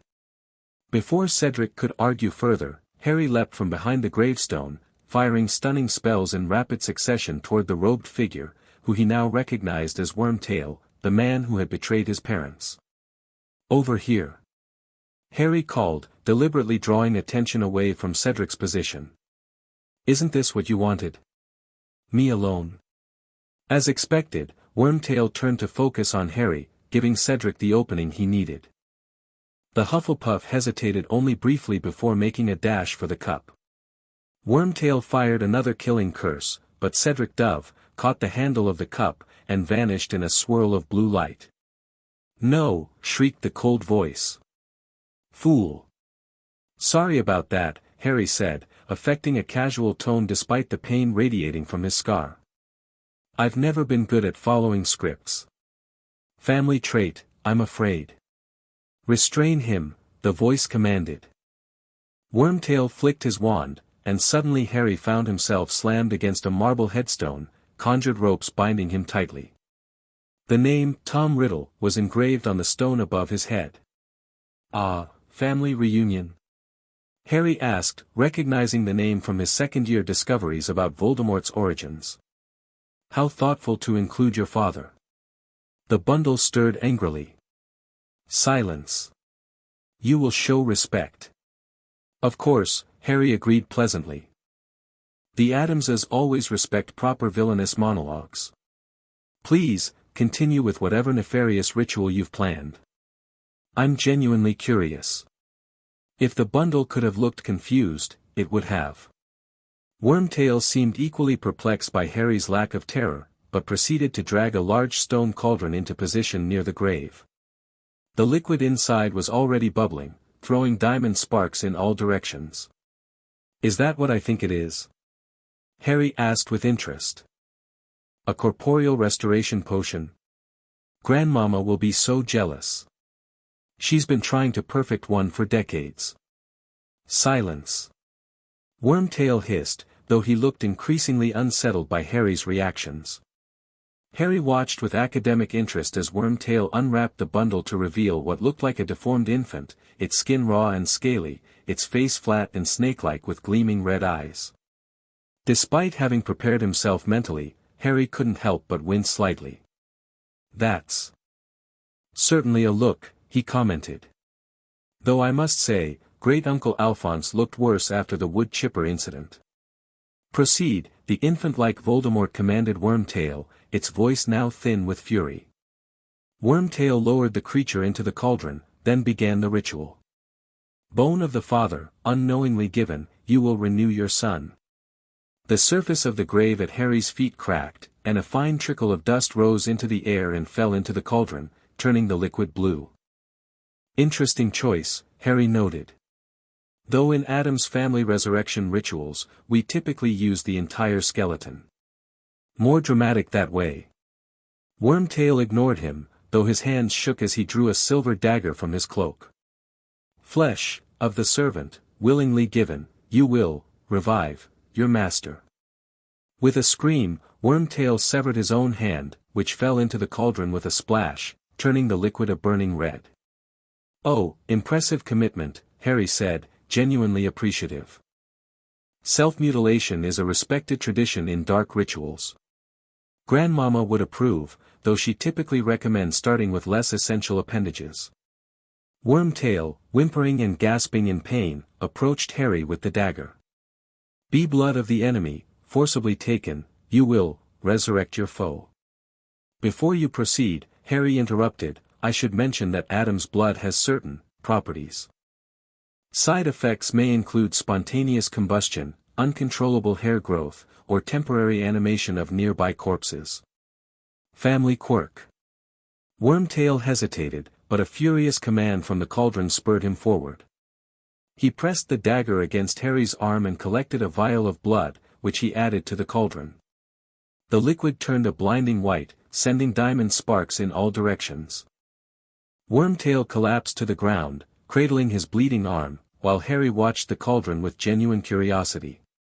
Growing up with the Addamses had exposed him to many unusual magical phenomena, but a Dark Lord's resurrection was a first even for him. The sparks emanating from the cauldron suddenly died. A surge of white steam billowed thickly, obliterating everything around Harry, so that he couldn't see Wormtail or anything but vapor. But then, through the mist, he saw the dark outline of a man, tall and skeletally thin, rising slowly from inside the cauldron. Robe me, said the high, cold voice, and Wormtail, sobbing and moaning, still cradling his mutilated arm, scrambled to pick up the black robes from the ground and pulled them one-handed over his master's head. The thin man stepped out of the cauldron, staring at Harry. Whiter than a skull, with wide, livid scarlet eyes and a nose that was flat as a snake's with slits for nostrils. Lord Voldemort had risen again. Interesting aesthetic choice, Harry commented, studying the Dark Lord's appearance. Very serpentine. Though if you don't mind constructive criticism, the lack of nose severely limits your intimidation factor. Grandmama always says, without a proper nose, how can you look down at your enemies? Voldemort's lipless mouth curled in what might have been surprise or fury, or both. Harry Potter. The boy who lived. Addams, actually, Harry corrected politely. I was adopted. The family has really embraced me as one of their own. You should see what Wednesday got me for my last birthday, a delightful set of cursed throwing knives. Voldemort ignored this, running his hands over his new body, examining his arms, chest, and face with the long, pale fingers. He drew a wand from Wormtail's robes and caressed it gently. My wand, he murmured. And now, we duel, Harry Potter. Stand up and face me like a man, the way your father did before he died. With a lazy flick of the wand, the ropes binding Harry fell away. Another gesture summoned Harry's wand from where Wormtail had dropped it. First, we bow, Voldemort instructed, bending slightly but keeping his snake-like face upturned, fixed on Harry. Harry, to Voldemort's evident surprise, executed a deep, formal bow, the kind Gomez had taught him for greeting distinguished guests at Addams' family gatherings. Excellent form, Harry commented as he straightened. Though in the Addams tradition, a proper duel begins with an exchange of compliments about one's opponent. For instance, I admire your persistence, Lord Voldemort. Lesser dark wizards would have given up after being reduced to a parasitic existence. Voldemort's red eyes narrowed. You mock me, boy. Not at all, Harry said sincerely. Resurrection is a complex art. Grandmama has been trying to bring back great-grandmother Eliza for years, but all she's managed is occasional movement of the left foot. Your complete corporeal restoration is genuinely impressive. For the first time, Voldemort seemed momentarily at a loss for words. This was clearly not the terrified, begging victim he had expected. You do not fear me? Voldemort finally asked, sounding almost curious despite his fury. Harry considered this. Fear isn't quite the right word. I find you interesting, certainly. Somewhat intimidating, in a theatrical sort of way. But growing up with the Addamses recalibrates your fear response. Uncle Fester's breakfast experiments are generally more immediately threatening. Perhaps you need a demonstration of why I am feared throughout the wizarding world, Voldemort hissed. Crucio. The curse hit Harry full force, sending waves of excruciating pain through every nerve. He dropped to one knee but, to Voldemort's evident shock, didn't scream. After growing up with Wednesday's playful torture sessions and Uncle Fester's electrical experiments, Harry had developed an unusually high pain tolerance. When Voldemort lifted the curse, Harry got slowly to his feet, straightening his robes casually. Effective, he acknowledged, breathing heavily but maintaining eye contact. Though I must say, it lacks the personal touch of Wednesday's thumbscrews. Voldemort's face contorted with rage.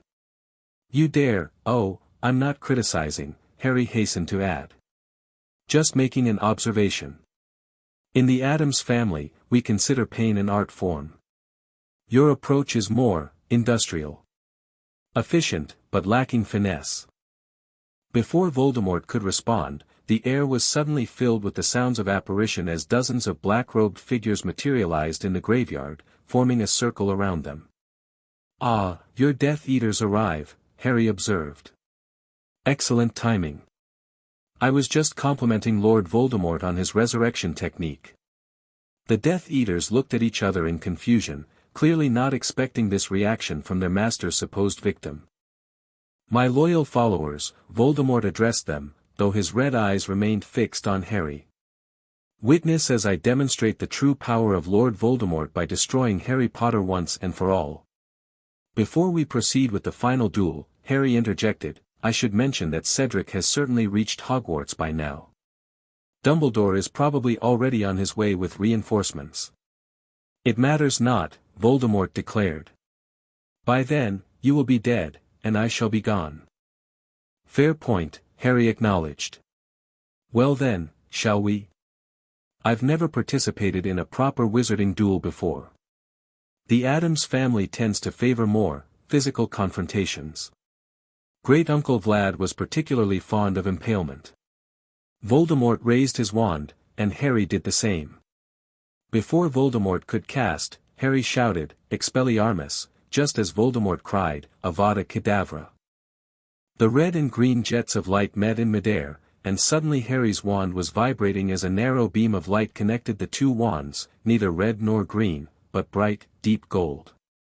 Harry felt his wand become so hot he feared it might burst into flames, but he held on, somehow knowing it was crucial not to break the connection.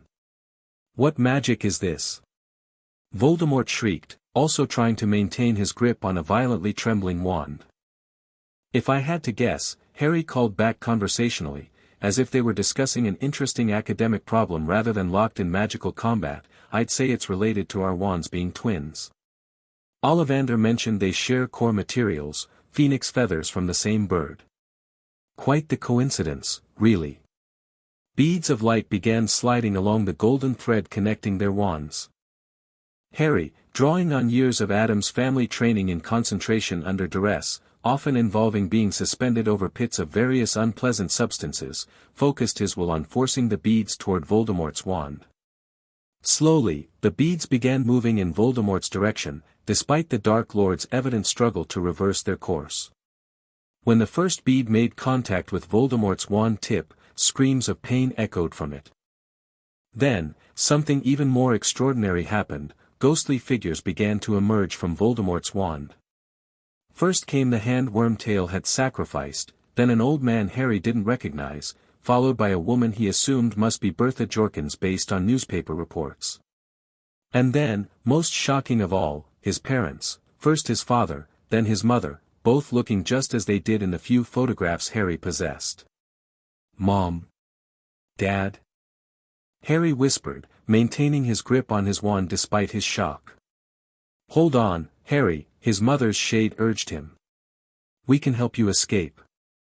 When you break the connection, his father added, we will linger for just a few moments, giving you time to reach the portkey. Harry nodded, drinking in their appearance. Despite the circumstances, he couldn't help thinking how much Wednesday would enjoy witnessing this particular form of spectral manifestation. You've grown into quite the young man, Lily's shade said, smiling sadly. Your adoptive family, they've raised you well. The Addamses are wonderful, Harry assured her. They've given me a home filled with love, admittedly, a rather unusual form of love, but love nonetheless. James's shade actually laughed. The Addamses? Sirius will find that hilarious. They were notorious even in our time. We love you, Harry, Lily said. Are you ready? Harry nodded, memorizing their faces one last time. On 3. 1, 2, 3. His father counted. Harry wrenched his wand upward, breaking the golden thread. The shades of Voldemort's victims converged on the Dark Lord, momentarily obscuring him from view. Harry didn't waste the opportunity, he zigzagged through the gravestones, dodging curses from the confused Death Eaters, heading straight for the Triwizard Cup. Stop him! Voldemort shrieked, but it was too late. Harry's fingers closed around the handle of the cup, and the familiar hook behind his navel yanked him away from the graveyard, back to Hogwarts.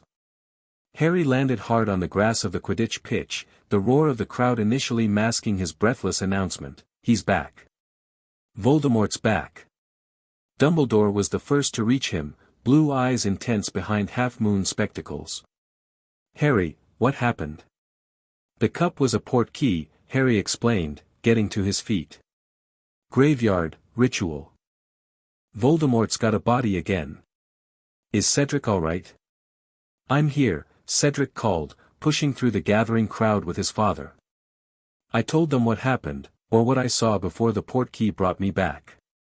Mr. Addams needs the hospital wing, Dumbledore declared, but Harry shook his head. Not yet. There's an imposter at Hogwarts, it's Moody. Or rather, someone pretending to be Moody. He's the one who turned the cup into a portkey. Dumbledore's expression hardened. Minerva, Severus, come with me. The rest of you, stay with Harry. As Dumbledore strode away with the other professors, the crowd of students pressed in, all asking questions at once. Harry found himself exhausted but oddly exhilarated. He had faced Lord Voldemort and survived. Not only survived, but maintained his composure in a way that had clearly unsettled the Dark Lord. What was it like? Ron asked when he and Hermione finally managed to reach Harry's side. Facing you-know-who. Interesting, Harry replied thoughtfully. He's not what I expected. Less impressive than his reputation would suggest. Less impressive? Hermione repeated incredulously. Harry, he's the most feared dark wizard of all time. I know, but that's just it, Harry explained. He relies so heavily on fear. When that doesn't work, when someone isn't afraid of him, he seems, almost confused. And you weren't afraid? Ron asked, awe evident in his voice. Harry considered this. I was concerned, certainly. Wary of his power. But afraid in the way he wanted me to be? No. The Addamses have a different relationship with fear. We embrace it, celebrate it, seek it out.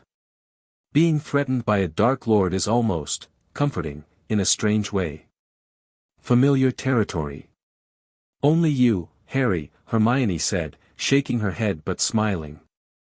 Later, after the chaos had somewhat subsided and the real Alastor Moody had been discovered imprisoned in his own magical trunk, the impostor revealed as Barty Crouch Jr., now soulless after a Dementor's kiss, Harry found himself in the hospital wing, surrounded by his friends and Dumbledore. I've sent word to your family, Dumbledore informed him. They're eager to hear the details of your encounter. I bet, Harry grinned. Grandmama will want precise notes on the resurrection ritual. For academic purposes, of course.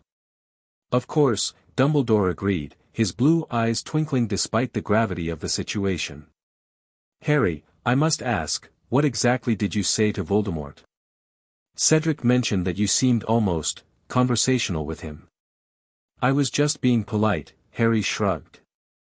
The Addamses believe in maintaining proper etiquette even in life-threatening situations. Besides, he clearly expected me to cower in terror. Seemed more interesting to disappoint him. Remarkable, Dumbledore murmured. You may have discovered a power the Dark Lord truly knows not, the ability to be unimpressed by him. Before Harry could respond, the hospital wing doors burst open with dramatic force. Morticia Addams glided in, resplendent in a form-fitting black gown that seemed to flow like smoke. Gomez followed, mustache quivering with excitement, while Uncle Fester bounded in with what appeared to be a medieval torture device tucked under one arm.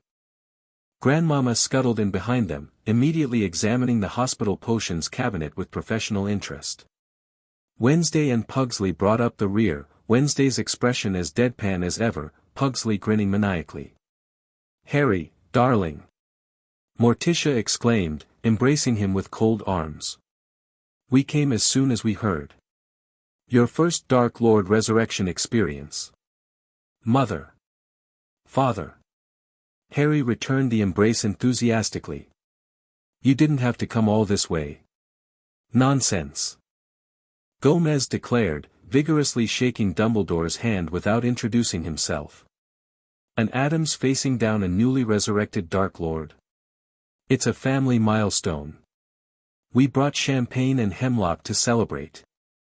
Mr. and Mrs. Addams, Dumbledore greeted them, somehow unsurprised by their entrance. I assure you, Harry conducted himself with remarkable courage. Of course he did, Morticia said proudly. We raised him to face the darkness with a smile. Wednesday approached Harry's bedside, her dark eyes studying him intently. Did he scream? She asked flatly. When you defied him? Not exactly, Harry replied. But he looked like he wanted to. Wednesday nodded, the closest she ever came to expressing approval. Next time, try to make him scream. I find a properly placed comment about physical inadequacies usually works. Noted, Harry agreed seriously. Grandmama bustled over, pressing various vials against Harry's lips without explanation. Drink, boy. These will purge any lingering dark magic. And possibly cause temporary blindness, but that's a small price to pay. Madame Pomfrey looked horrified but seemed too intimidated by the Addams matriarch to intervene. Harry, Pugsley said eagerly, did you bring back any souvenirs? A finger bone? Lock of hair? Anything we could use for sympathetic magic? Sorry, Pugsley, Harry apologized. I was a bit preoccupied with escaping. Next time, Pugsley nodded understandingly. There won't be a next time, Hermione interjected, looking alarmed at the family's casual attitude. Uncle Fester cackled. Of course there will be. Dark Lords are like cockroaches, impossible to eliminate completely. The good news is, they make excellent conversation partners during midnight hauntings. Now, Harry, Gomez said, sitting on the edge of the bed and lighting a cigar despite Madame Pomfrey's protests, tell us everything. Spare no gory details. As Harry recounted the evening's events to his captivated family, he realized how fortunate he was. Most orphans adopted into loving families might have been shielded from the darker aspects of life. The Addamses had done the opposite, they'd prepared him precisely for situations like this, teaching him to face horror with humor and death with dignity. When he described Voldemort's snake-like appearance, Morticia actually sighed wistfully. How dramatic. He has a flair for the theatrical, at least. But no nose, Harry emphasized. It really undermined the overall effect. Amateur mistake, Wednesday commented. True terror requires proper olfactory participation. The smell of fear is half the experience. By the time Harry finished his story, even Dumbledore seemed entertained by the family's unique perspective on what most would consider a traumatic event. I must say, Mr. and Mrs. Addams, Dumbledore commented, your approach to parenting is unconventional, but I cannot argue with the results. Harry possesses a remarkable resilience. We believe in preparing children for the worst, Gomez explained cheerfully. Wednesday's first word was guillotine. Mine was exsanguination, Wednesday added flatly.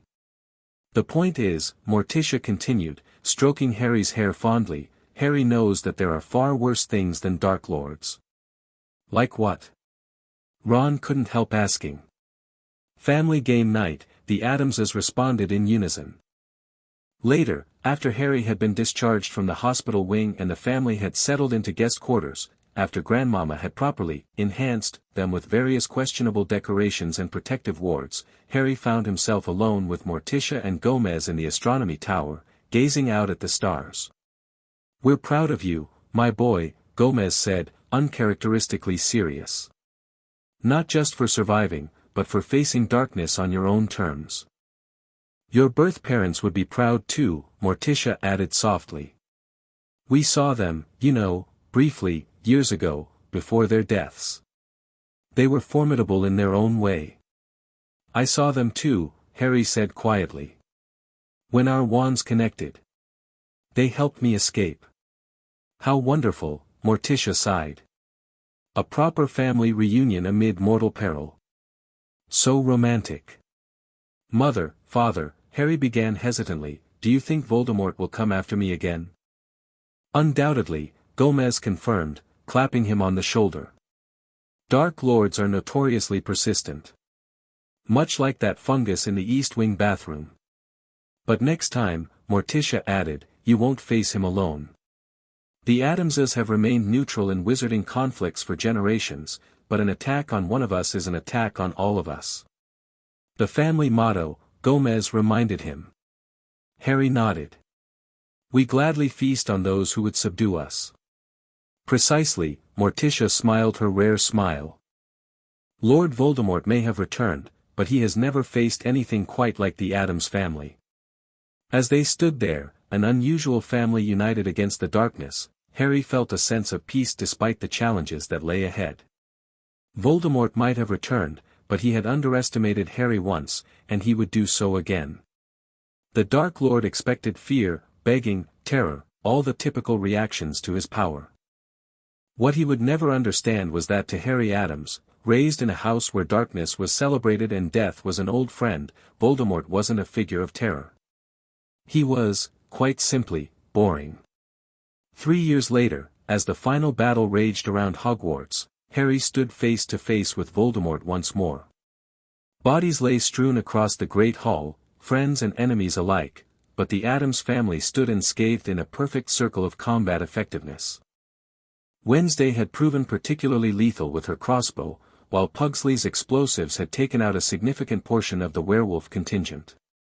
Grandmama's potions had animated several suits of armor, and Uncle Fester had been gleefully absorbing killing curses and redirecting their energy as lightning bolts. "It's just you and me now, Tom," Harry said calmly, circling his nemesis. "Do not call me by that name." Voldemort hissed, his red eyes wild with fury. "Why not?" "It's yours," Harry shrugged. "The Addamses have always believed in embracing your origins. Even the embarrassing parts." The remaining Death Eaters and Order members had ceased fighting to watch this final confrontation. Among the defenders stood Ron and Hermione, battered but unbowed. Luna Lovegood, now officially Harry's girlfriend, watched serenely from beside Morticia, who had taken quite a liking to the unusual girl. "You've been a worthy adversary in some ways," Harry continued conversationally. "Creative curses, dramatic speeches, excellent costume design. But you've never understood the most important thing." "And what is that?" Voldemort sneered. "That fear only has power when you give it power," Harry replied. "The Addamses taught me to welcome the darkness, not run from it. To dance with death, not hide from it. You've spent your entire life fleeing from death, and look where it's led you, alone, diminished, and frankly, rather predictable." "Enough!" Voldemort roared. "Avada Kedavra! Expelliarmus!" Harry countered. As their spells met in another explosion of golden light, Harry felt something he hadn't experienced in their previous encounters: pity. Voldemort had never known family like the Addamses. He had never experienced the strange, macabre love that had shaped Harry into who he was, someone who could face the darkest wizard of all time and find him, ultimately, underwhelming. When Voldemort's killing curse rebounded and struck him square in the chest, his expression of shock gave way to something almost like comprehension in those final moments, as if he finally understood what Harry had been trying to tell him all along. As the Dark Lord fell for the final time, Harry lowered his wand and sighed. Well, that was anticlimactic. I thought the way his body disintegrated had a certain artistic quality, Wednesday commented, joining him. Though a proper death should involve more viscera. There's always next time, Pugsley said optimistically. I don't think there will be a next time, Hermione pointed out, leaning heavily on Ron. He's really gone now. A pity, Morticia sighed. He had such potential as a family nemesis. The Addamses haven't had a proper blood feud in generations. I'm sure we'll find something else appropriately dangerous and ill-advised to occupy us, Harry assured her, as Luna dreamily took his hand. We always do, Gomez agreed cheerfully. That's the Addams way. As they stood amid the aftermath of battle, Harry reflected on the journey that had led him here. From an orphaned baby left on the Dursleys' doorstep to the adopted son of the Addamses, his path had been anything but conventional.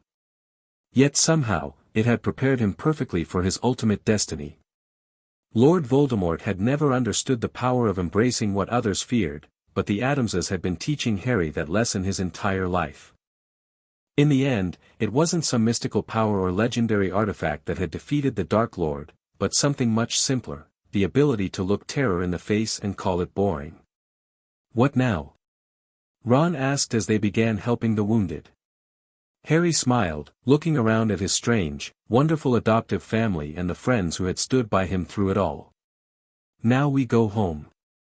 Wednesday's been working on a new method of communing with the dead, and I think a few of our departed friends might appreciate a proper Addams-style welcome to the afterlife.